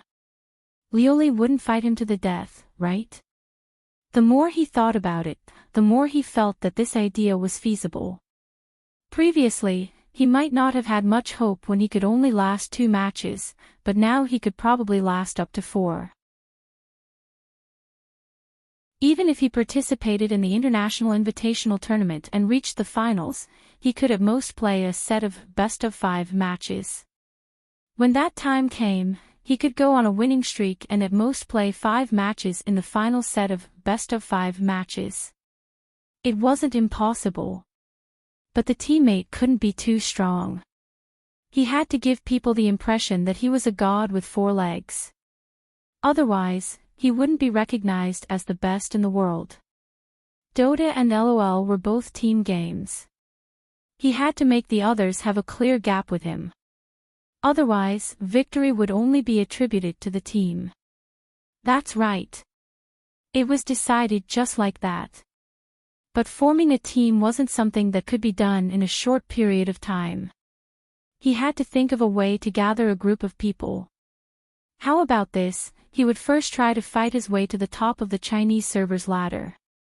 Then, he would find a few good players in the wild or old retired players. They would be around the level of 2nd or 3rd tier players. When that time came, he would have the money and the people. He would be able to clinch an international championship in one go. He didn't have to sit firmly on the throne of the strongest forever. As long as he was recognized by the world at that moment, he would be able to trigger the conditions for completing the world in a cup. That wasn't right. Professional competitions were very professional now. If he wanted to register, he would have to register first. Forget it. He wouldn't form a new team. He would just purchase a 2nd tier or 3rd tier noob team and help him register his name as a substitute. Then, he would kick the players who played well and keep the noobs. No, it had to be the kind of noobs who were famous enough among the professional players. Otherwise, he wouldn't be able to highlight his strength. Those who weren't noobs enough or weren't famous enough, he would kick them all. It didn't matter if they were disbanded after the competition. He just wanted to shine for a while. Then, he would start looking for an unlucky team to purchase from now on.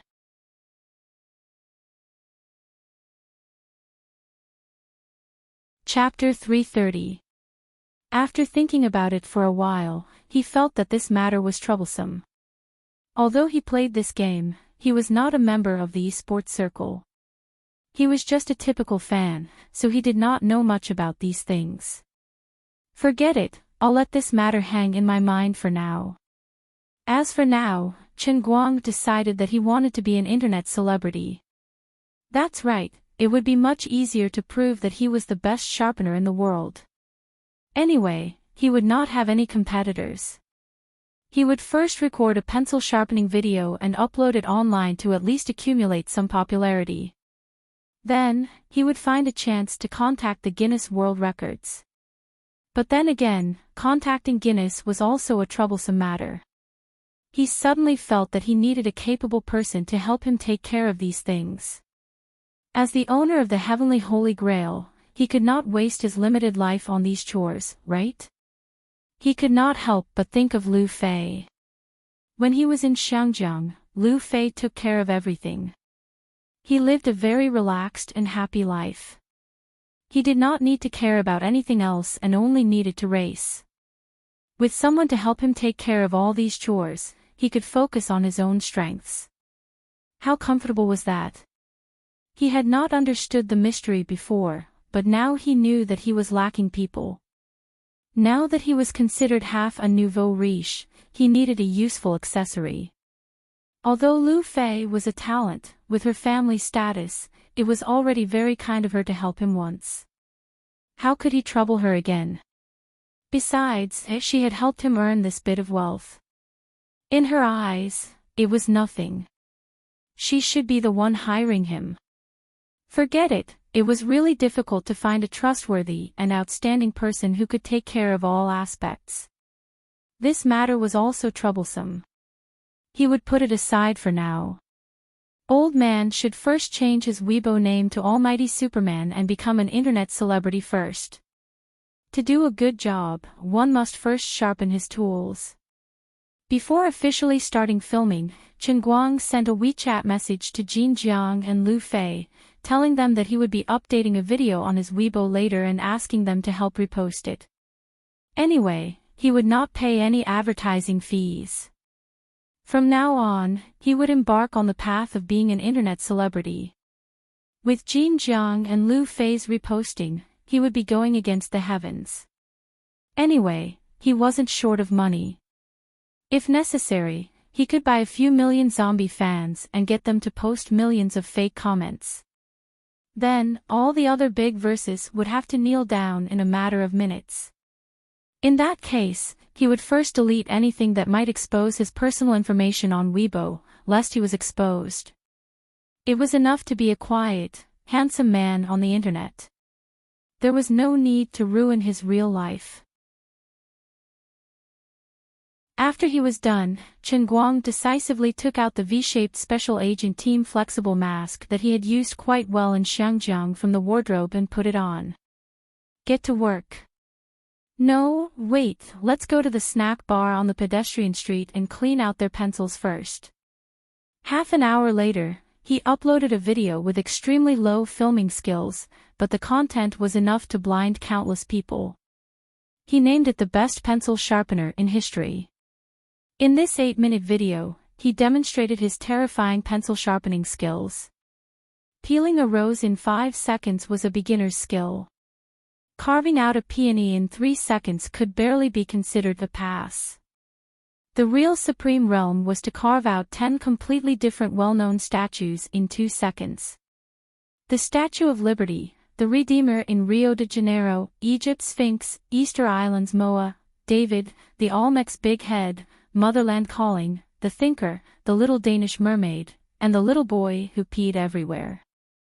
That's right, in 1 second, 10 statues, lifelike, perfect original miniature wood carvings. Chen Guang couldn't have done it in the past. Thanks to the Kirin arm, after familiarizing himself with the ultra-high-frequency vibration, he integrated it into his pencil sharpening skills, which made his skills sublimate again. At the end of the video, he took a close-up shot of each statue, which would definitely shock countless people. Once the video was sent out, he didn't care anymore. Anyway, the 2 girls wouldn't not give him face. After he was done with this, he finally plucked up the courage to pick up physical chemistry and read it for more than half an hour. Thanks to Sun Xiaoxuan's courseware, otherwise, this course would really kill him. It was really too hard to learn, too depressing. Finally, he finished reading a big chapter. Even with the help of the courseware, he was still dizzy. Chen Guang threw the book away and decided to read online literature to recover some of his blood. Oh, the poor author who chased after him some time ago finally made it to the shelves. Poor, too poor. 18,000 readers liked it, and the average subscription was only about 700, which meant that there were about 17,300 people reading pirated versions. This poor guy howled every day that he had to support his family and couldn't go on living. Young man, you really think too much of human nature. What's the use of howling about being poor? Who would care about you? In this day and age, what people think about is free reading. Isn't it stupid not to read?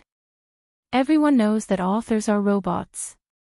They don't need to eat to write a book, especially a poor author like you. Not only are you a robot, but you're also a robot dog. You don't need to be fed. If you want to live, you have to honestly write 10,000 words a day. Do you think that insisting on writing 10,000 words a day will move them? How many people do you think will understand how tiring it is to write all day? Stop howling here. You're disturbing my free meal mood. If you're not happy, come and scold me in your book review section. I'm giving you face by reading your book, okay? I'm giving you face, can you use it to soak in soup and eat steamed buns? You even dare to collect money, you're such a drug dealer. Chen Guang scanned the book review section and found out that this poor fellow actually dared to do something like defending against DB. He decisively scolded him. Serves him right. Other people in the book review section said that 17,000 people were worried that you would be a eunuch. They were waiting for you to finish writing before coming back to fix it. You defending against DB is ruining our mood and hurting our faces. These scums, in the end, Chen Guang couldn't help but curse in his heart. When the old man was at his poorest, he still insisted on supporting the original book, okay? $10 a month was nothing. This poor fellow was acting again, saying that he was still writing at 5 or 6 in the morning. Whether you believe it or not, I don't believe it. I don't believe that you have cervical spondylosis, insomnia, obsessive-compulsive disorder, or depression. But, I don't lack money. Therefore, Chen Guang happily slapped out the Alliance Leader title. He didn't give the poor fellow, who boasted that he had the world's strongest fancy bootlicking skills, any chance to get close to him. He closed the book review section and didn't join his fan group. He hid his achievements and fame, and was the proudest of pretending to be pretentious. Then, he started reading happily. To be honest, although this silly guy was a bit of a loser, he was quite happy to read. He thought that he would just muddle through the day. Around 5:00 in the afternoon, he suddenly received a call from Zhu Jifa. That's right, it was President Zhu who lent his poor Rena car to Chen Guang and spent 20,000 yuan to repair it. He brought his little beautiful secretary to Wujing and was now rushing to the city hospital. He planned to visit Chen Guang's mother first and ask him to eat together later. Chen Guang hadn't seen his old friend for a long time. Thank God, at least someone came to save his boring life. Therefore, he quickly drove to the city. Chen Guang also planned to take the opportunity to let Zhu Jifa's little beautiful secretary drive the Rena back to his hometown. Now that he wasn't lacking money, he shouldn't treat himself badly. To improve his life, he should start by changing cars. At this time, Chen Guang still didn't know that after Jiang Yage and Jin Shuriwei reposted his Weibo, the internet was in an uproar.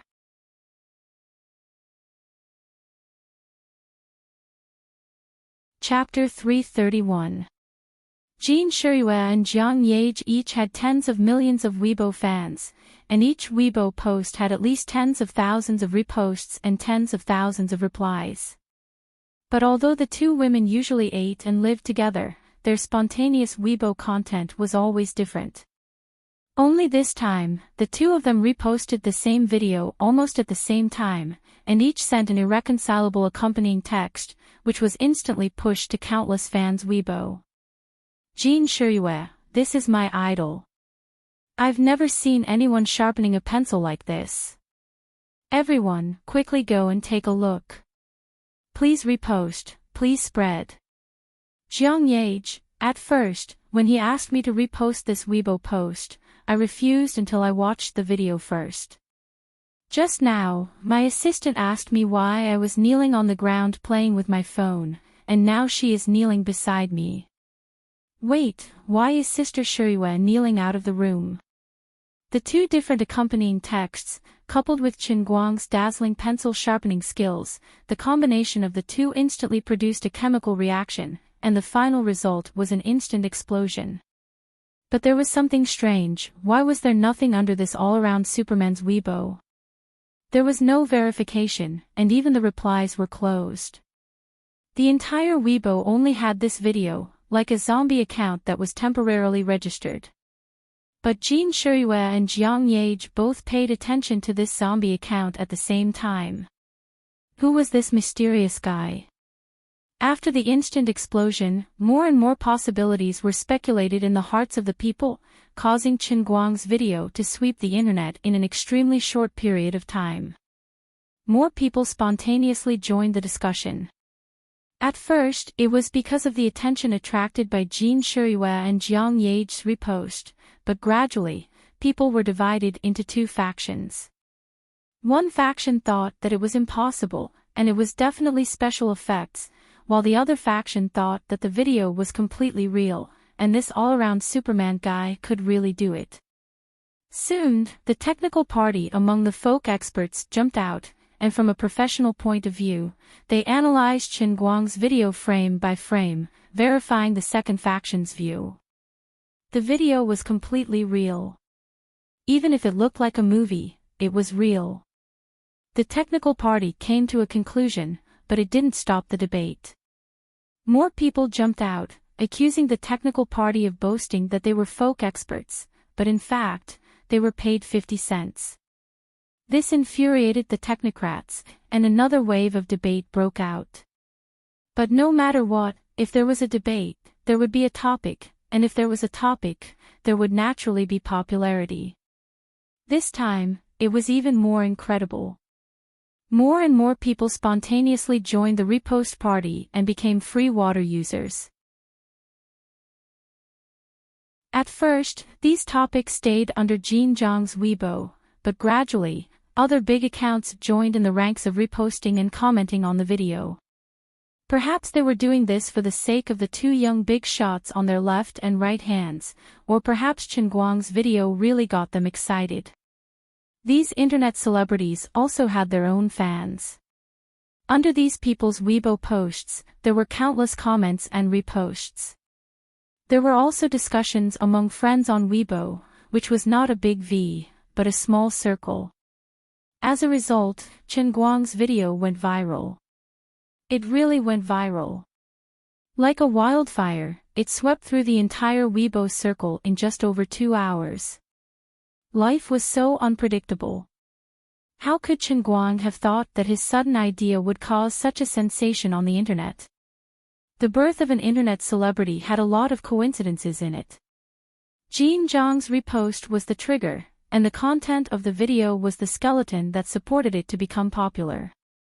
The coincidences and accidents in the instant that it became popular became its wings. Perhaps it was because his V-shaped special agent mask added a lot of mystery to the video, and the complete closure of the comments made him seem even more unique. Or perhaps it was because of the debate between the technical party and the skeptic party that made the video even more popular.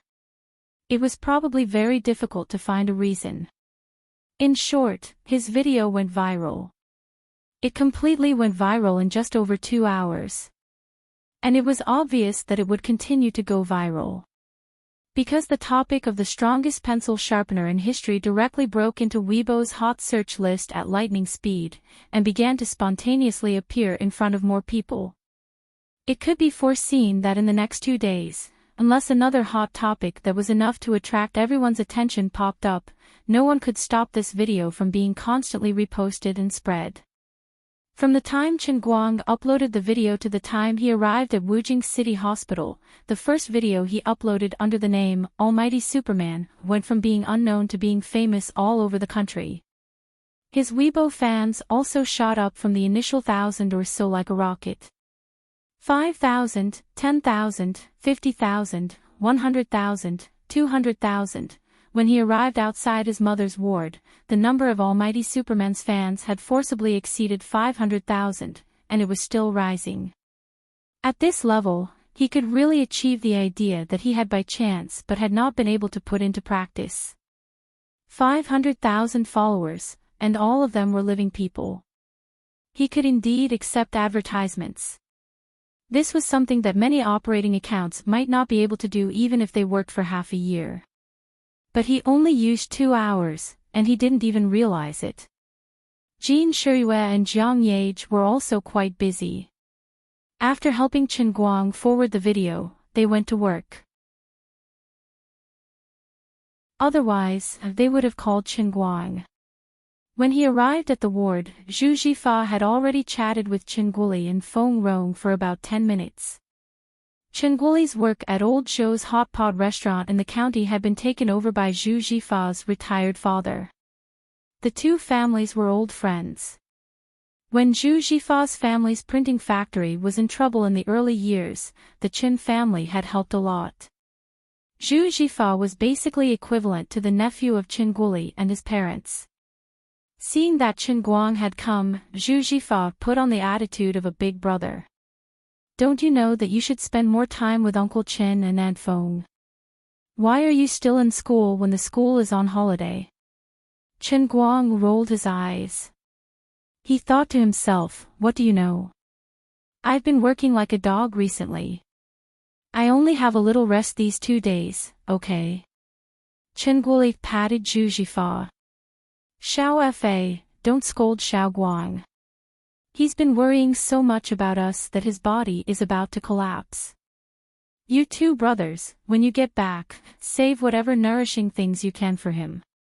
Wait, Dad, what you said doesn't sound right to me. Chen Guang was too lazy to respond to Zhu Jifa. This bastard was always acting like a big brother just because he was 3 years older than him. Boss Zhu, you're so busy every day. Why did you come to the 5 capital? Can you not call me Boss Zhu? Zhu Jifa's balls were hurting. He turned to the little beautiful secretary beside him and said, Hu Ling, I've told you many times not to call me Boss Zhu. Now this guy has something on you, right? The two brothers hadn't seen each other for a long time, and it was quite lively as they bantered with each other.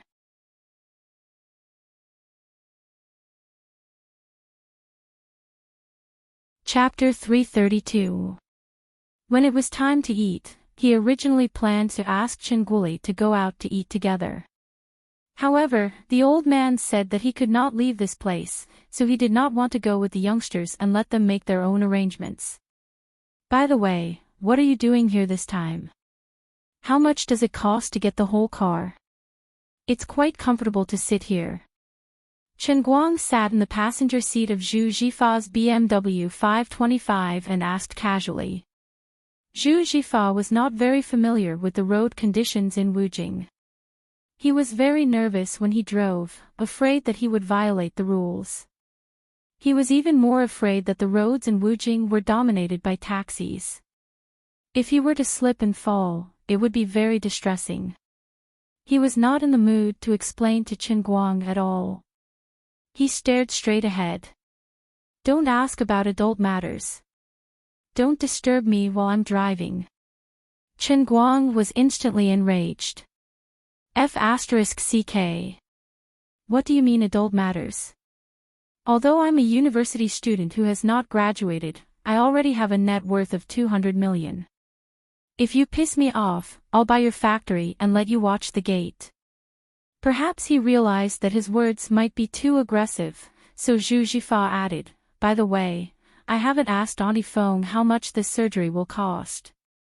I heard that a kidney transplant will cost about 5 to 600,000, right? I really couldn't help much before. The factory needs to support people, and there isn't much cash available. Fortunately, your family found a way to borrow money, but it's not good to always owe others. After I settle this matter, in less than half a year, I'll help you repay the money first. You're going to graduate soon, so don't go to the sports car. Study hard, and don't fail too many subjects. If you fail too many subjects, you won't even be able to get your graduation certificate. He said such a long paragraph in one breath. He was so nervous that cold sweat was coming out of his temples. He was really focused while driving. Chen Guang's anger immediately dissipated. He did not expect Zhu Jifa to pay for the transplant. He knew his difficulties. Don't be fooled by the fact that he was tinkering with a printing factory. In fact, it was not easy to run a business these days. There were so many people, big and small, and the profits of the printing industry were already very low. A large factory could only move a few tens of thousands of working capital. However, the first thing he wanted to do now was to help him pay off the debt of 5 or 600,000 yuan after he earned the money. Chen Guang was touched.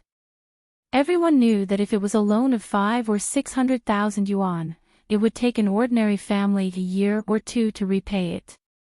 This trader's son was a good person, but his mouth was cheap. Chen Guang knew that Zhu Jifa had always been like this, but he couldn't stand his big brother attitude. Don't talk so much. Look at how nervous you are. Why don't you move aside and let me drive? The racing god of this generation, the invincible man that everyone looks up to, is personally driving for you. Are you honored? Zhu Jifa ignored Chen Guang. Shut up. It's not enough that you drove my Rena to that state, and now you want to harm my BMW 5. Don't even think about it. I'll King kill you if I die. It's going to cost more than 400,000 yuan. I bought this car with a mortgage loan to keep up appearances. So far, I have 0 failures. Don't let me be the first. Alright. Just focus on driving. Chen Guang rolled his eyes. He was on the verge of collapsing from Su Tao's actions. The three of them drove around for about 10 minutes. Zhu Jifa first parked the car in the parking lot of the chain hotel where he stayed, then invited them to sit in the Sichuan restaurant next door. Seeing that he wasn't interested in talking about why he came to Wujing, Chen Guang didn't ask anymore. He was afraid that this trader would talk about adult matters again. If that happened, he wouldn't be able to control his restless arm and give him a slap in the face. Chen Guang's attention shifted to the other side. When they were waiting for the dishes to be served, Hu Ling went to the toilet. She pulled Zhu Jifa's shoulder and smiled wickedly. The two of you have an affair. Don't talk nonsense.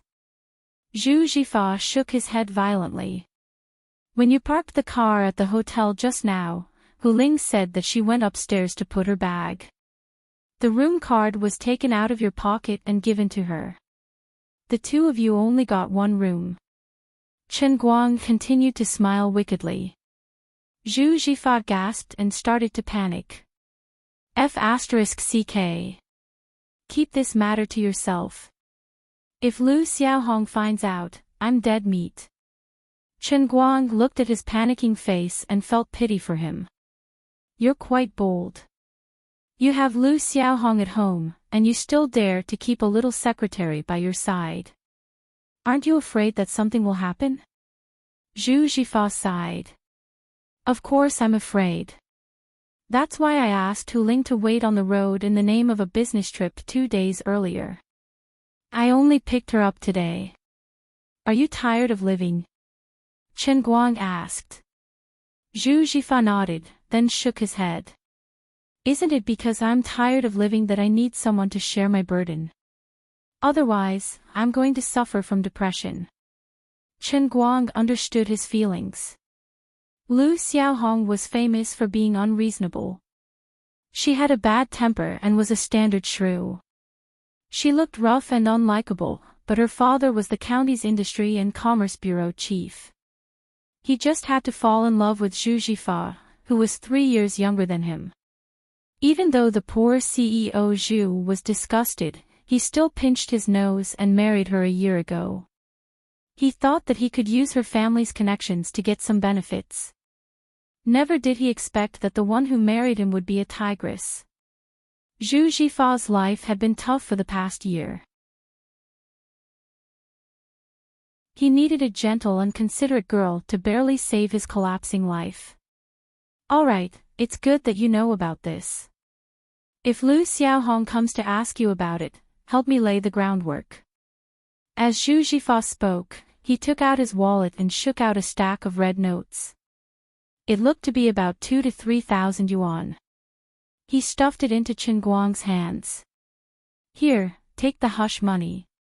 Chen Guang slapped the money back. If it was him in the past, he would have accepted it without a second thought. But now, he really couldn't afford to lose face like this. He thought to himself that he might as well find an opportunity to show off his wealth in front of this guy. That way, this guy wouldn't think of him as a pauper. He would let this guy understand that a scholar who has been away for 3 days should be looked at in a new light. As the two of them were pushing and shoving each other, Hu Ling came back. What are you two doing? The two of them finally stopped. Zhu Jifa hurriedly explained, nothing. Hu Ling had been with Zhu Jifa for a long time. When she saw his expression, how could she not understand what was going on? She blushed and pinched Zhu Jifa's hand under the table. Chen Guang looked at the two of them being so lovey-dovey. How dare they show off their affection in front of me? I can call a girl to beat the crap out of you. Fortunately, the dishes on the table were gradually served. Zhu Jifa was the first to pick up his chopsticks. Let's eat. Go back to school early after you're done eating. I have a tough battle to fight tomorrow. Chen Guang picked up some food with his chopsticks.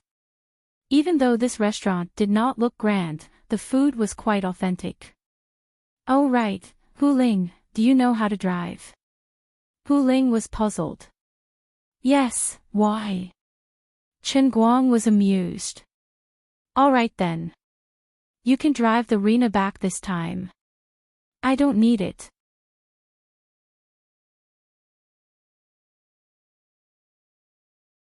Chapter 333.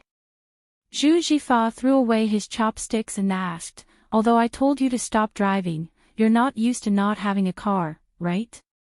Just take it and drive, it's not a problem. Chen Guang chuckled, no, I'm going to buy my own car.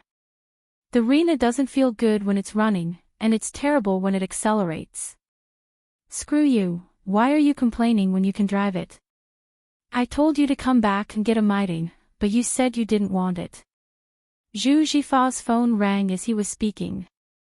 I'm going to take this call. In less than 2 minutes, he walked back with a bitter face, looking at the table full of dishes that had just been served regretfully. What's wrong? Chen Guang saw that his expression was not right. Zhu Jifa sighed, the battle is ahead of schedule. Forget it, let's go somewhere else. The table full of dishes had not been touched.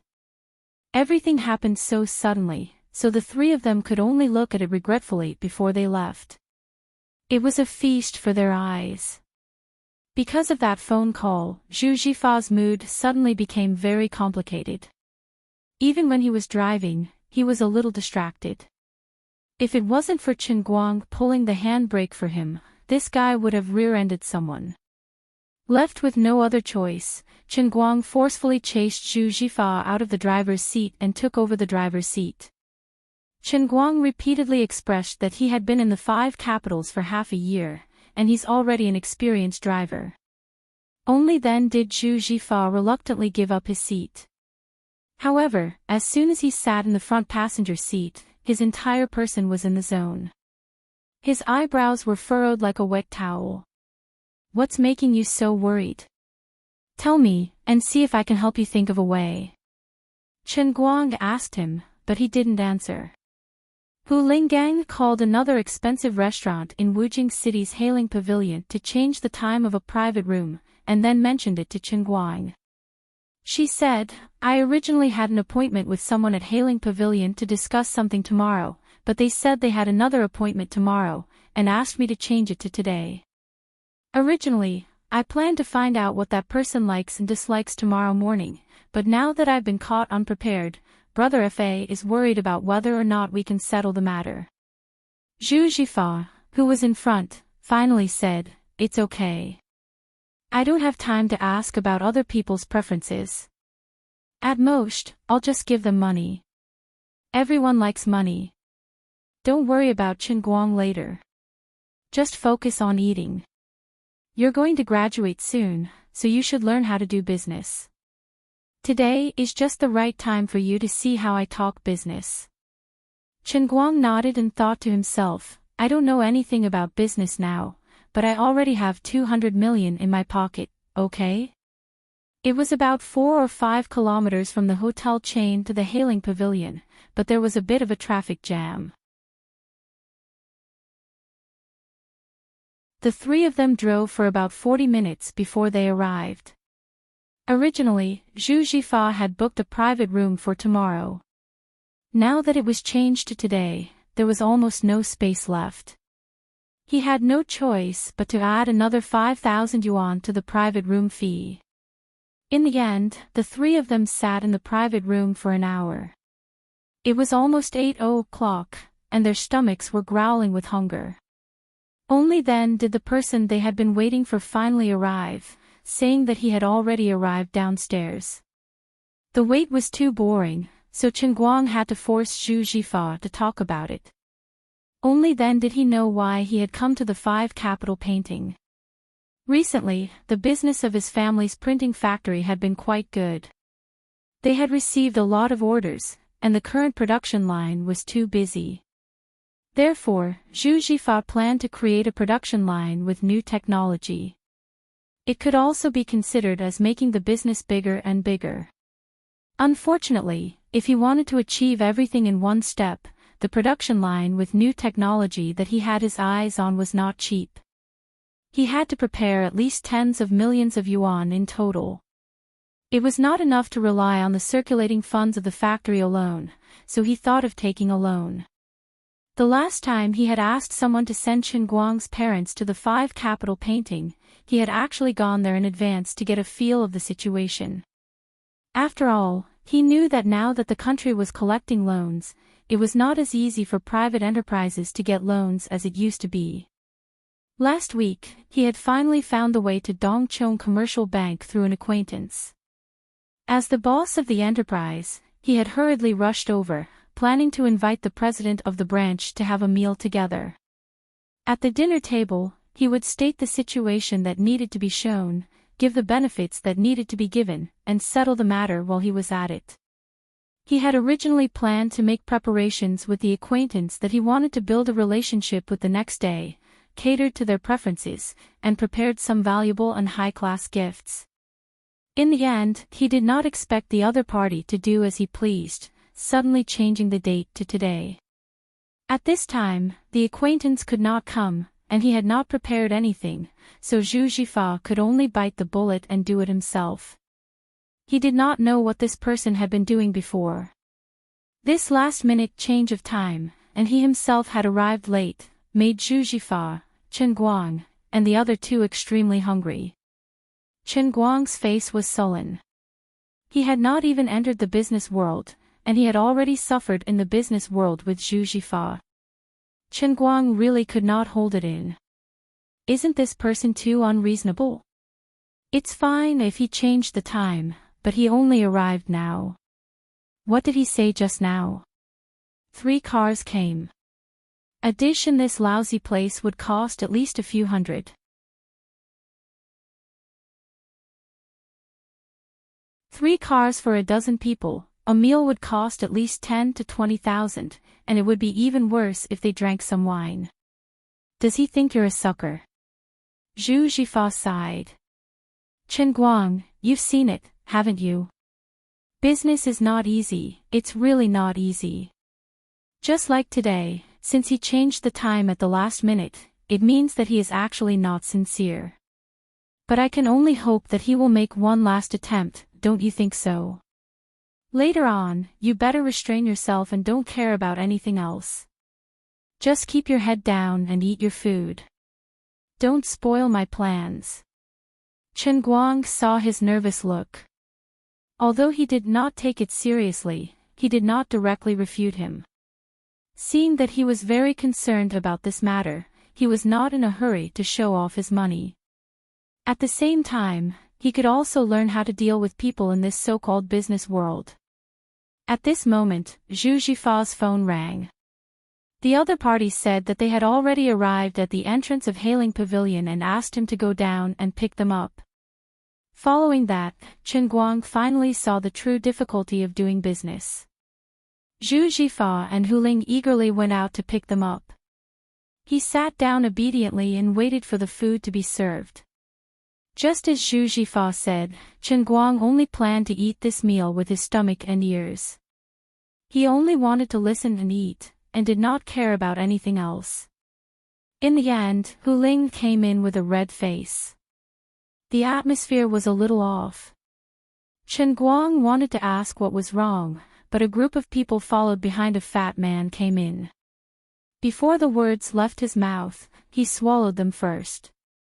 Zhu Jifa was the last one. He looked like he was forcing a smile. There was some anger between his eyebrows, but he suppressed it. When the people in front of him turned around and greeted him, his face instantly turned into a humble and respectful smile. After entering the door and sitting down, Zhu Jifa first mentioned that Chen Guang was his younger brother. The fat man was President Ma of Dongcheng Commercial Bank's Chaosian County branch. President Ma was not interested in Chen Guang at all. He did not even greet Chen Guang. He only waved his hand and signaled the 10 people behind him to sit down. Then he sat down on the main seat. Zhu Jifa and Hu Ling actually rushed to Chen Guang's side. Chen Guang felt that the atmosphere was not right.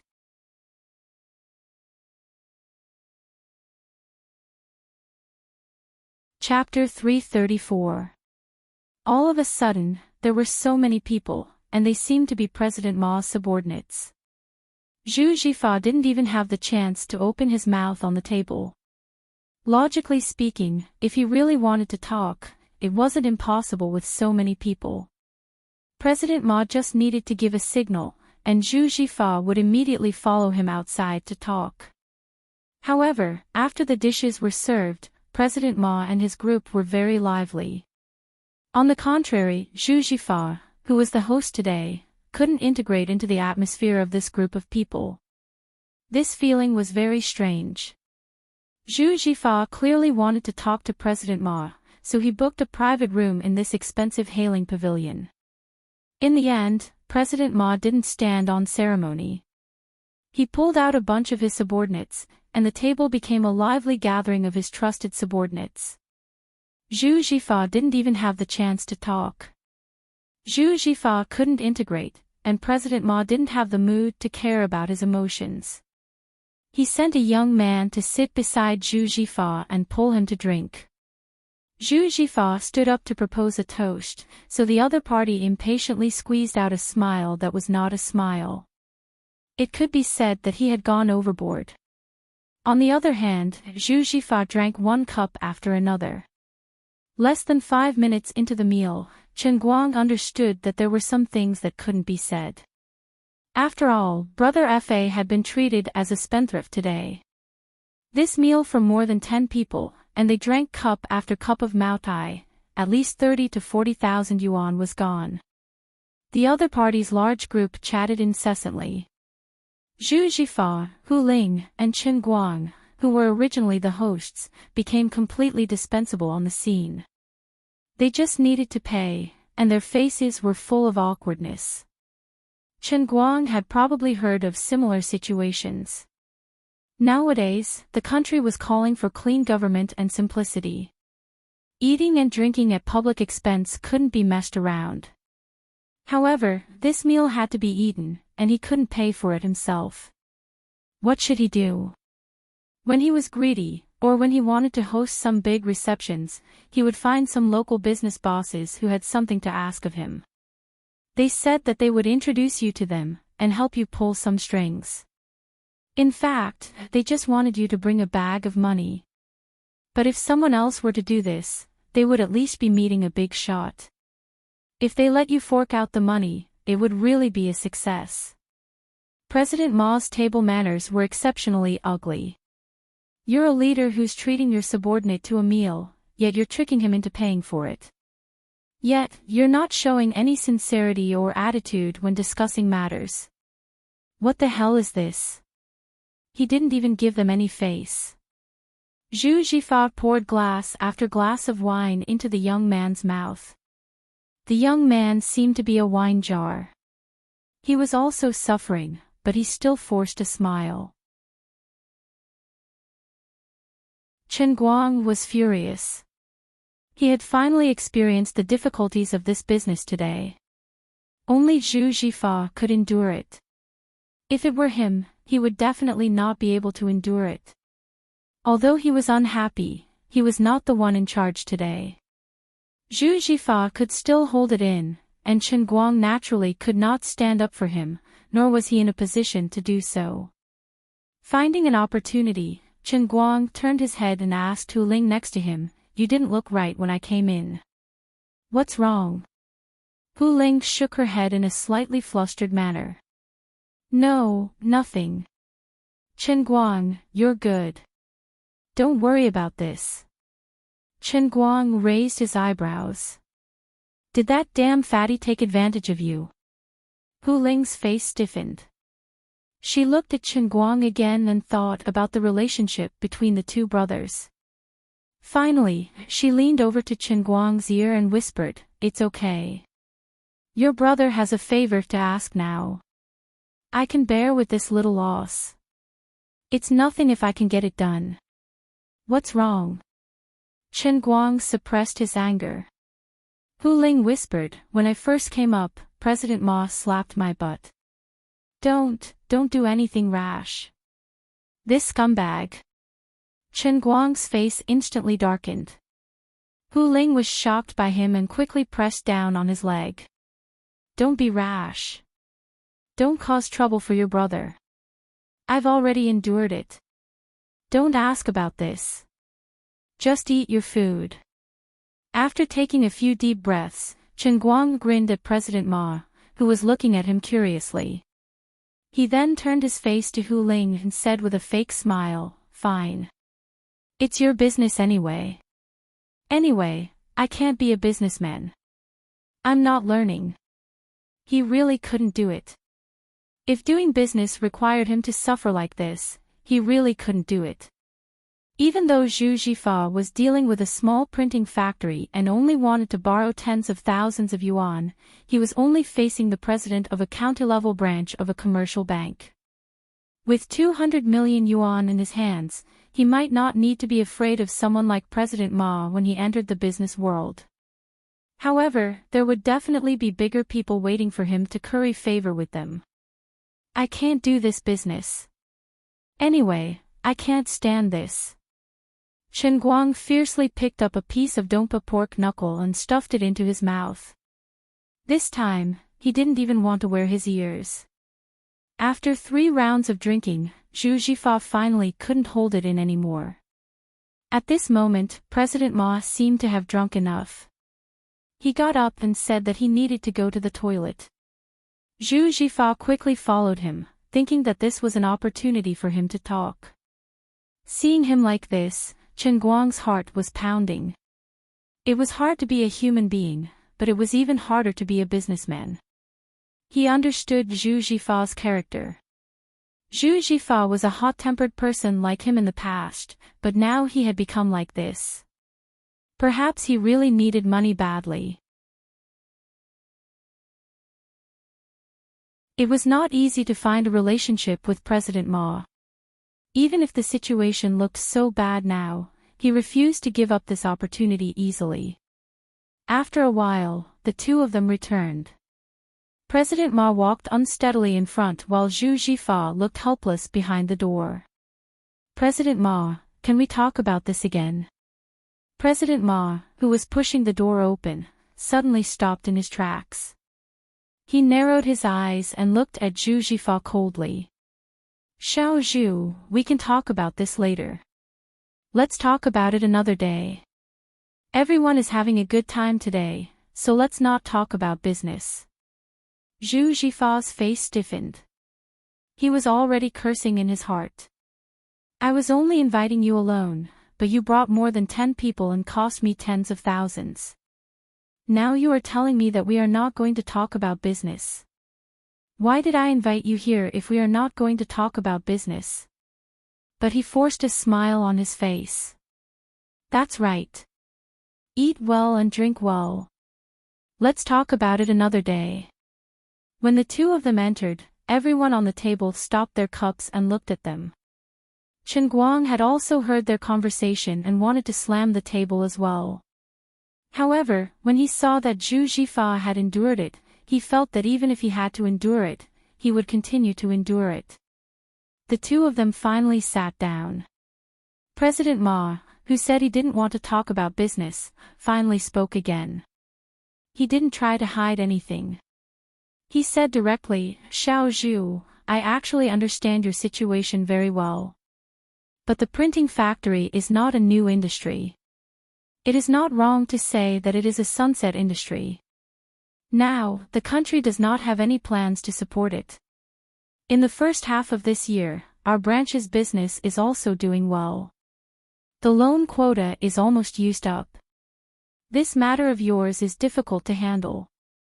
She didn't expect him to say it out loud in front of so many people. His meaning was obvious.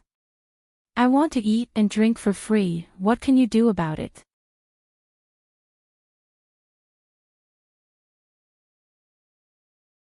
Chapter 335. Zhu Jifa panicked and stood up. President Ma, President Ma impatiently pressed his hand down. Xiao Zhu, don't be anxious.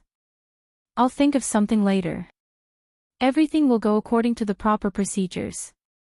As long as your company meets the lending standards, it's not impossible to talk about it.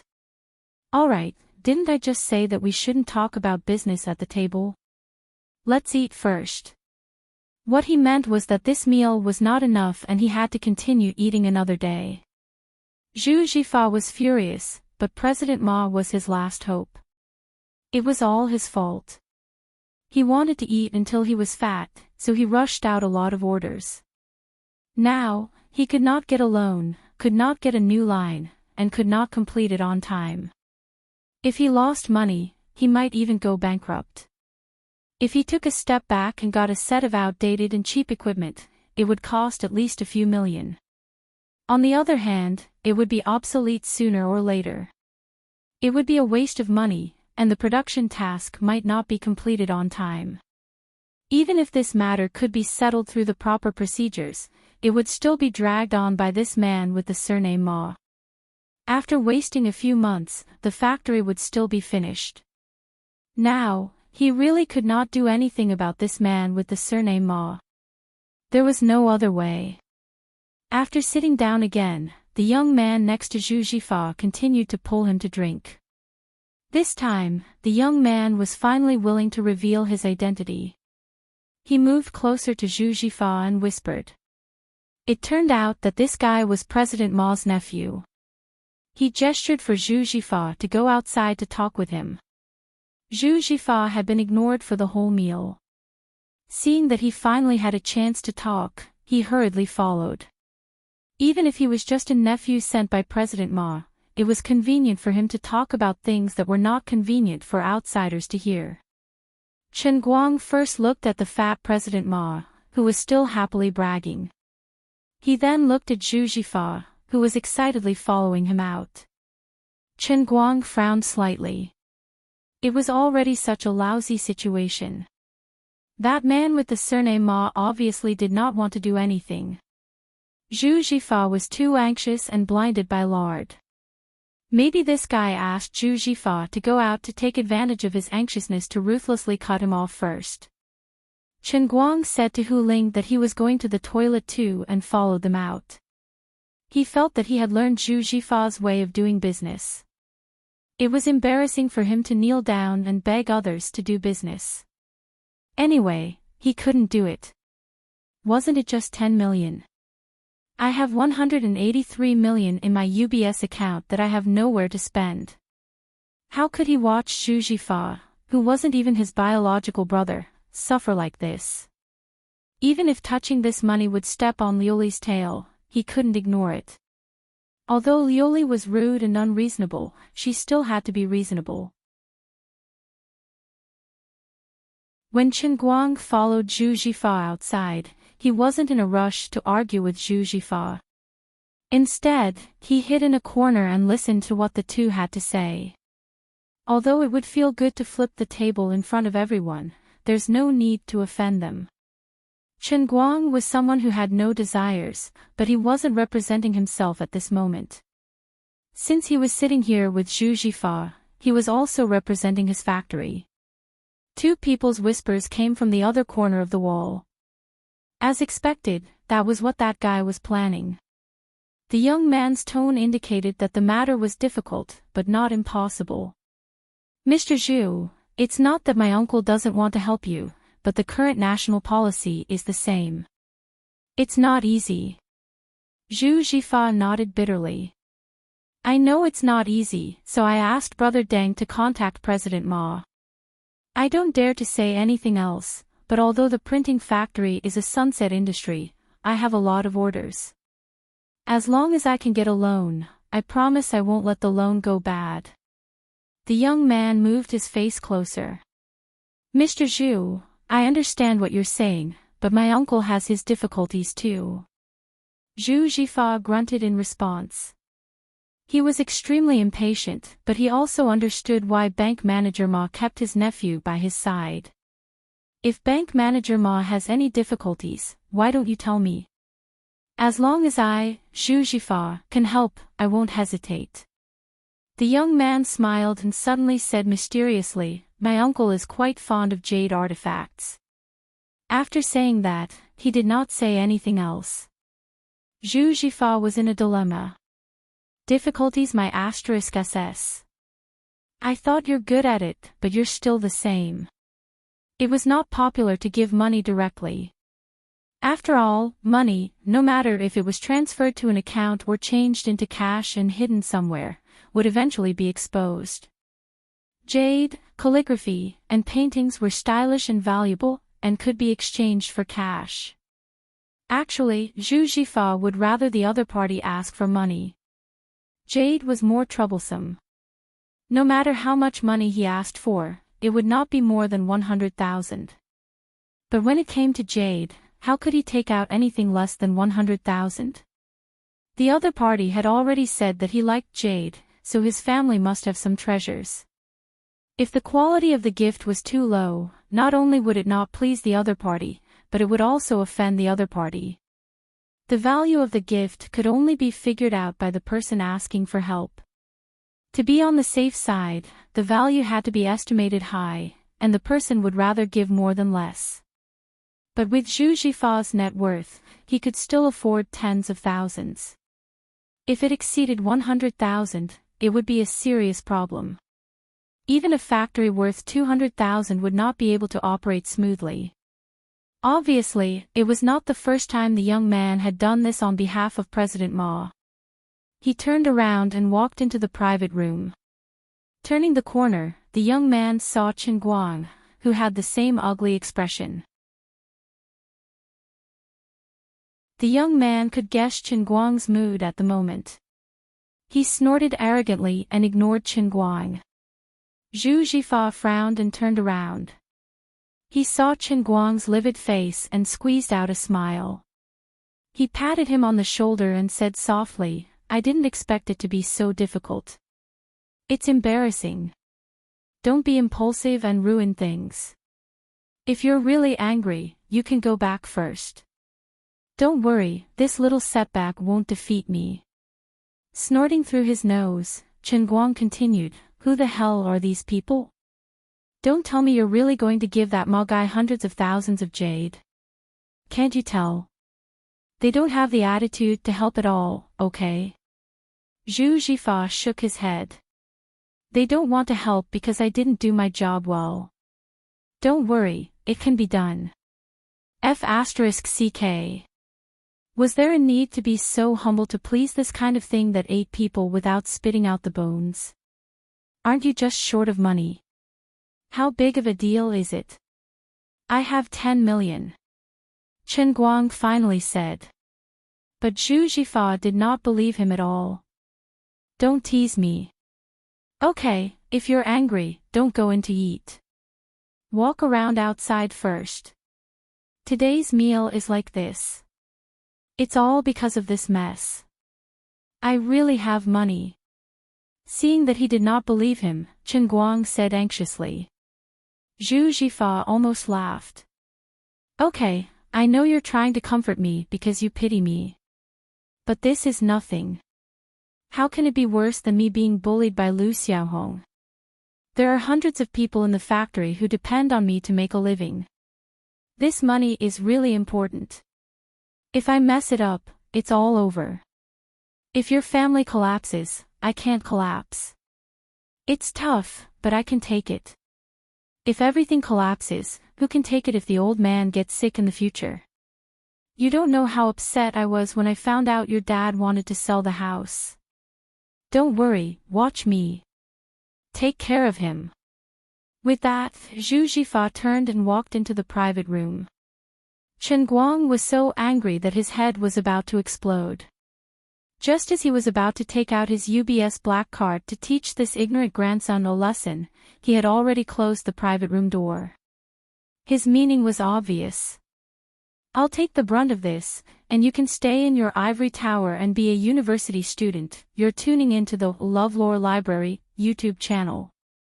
We're so grateful for your support, and don't forget to subscribe to join us on this incredible journey through captivating stories. Your generosity through donations truly makes a world of difference, as it's the primary source of revenue that allows me to expand and enhance this channel for you. Thank you from the bottom of my heart for being a part of this adventure.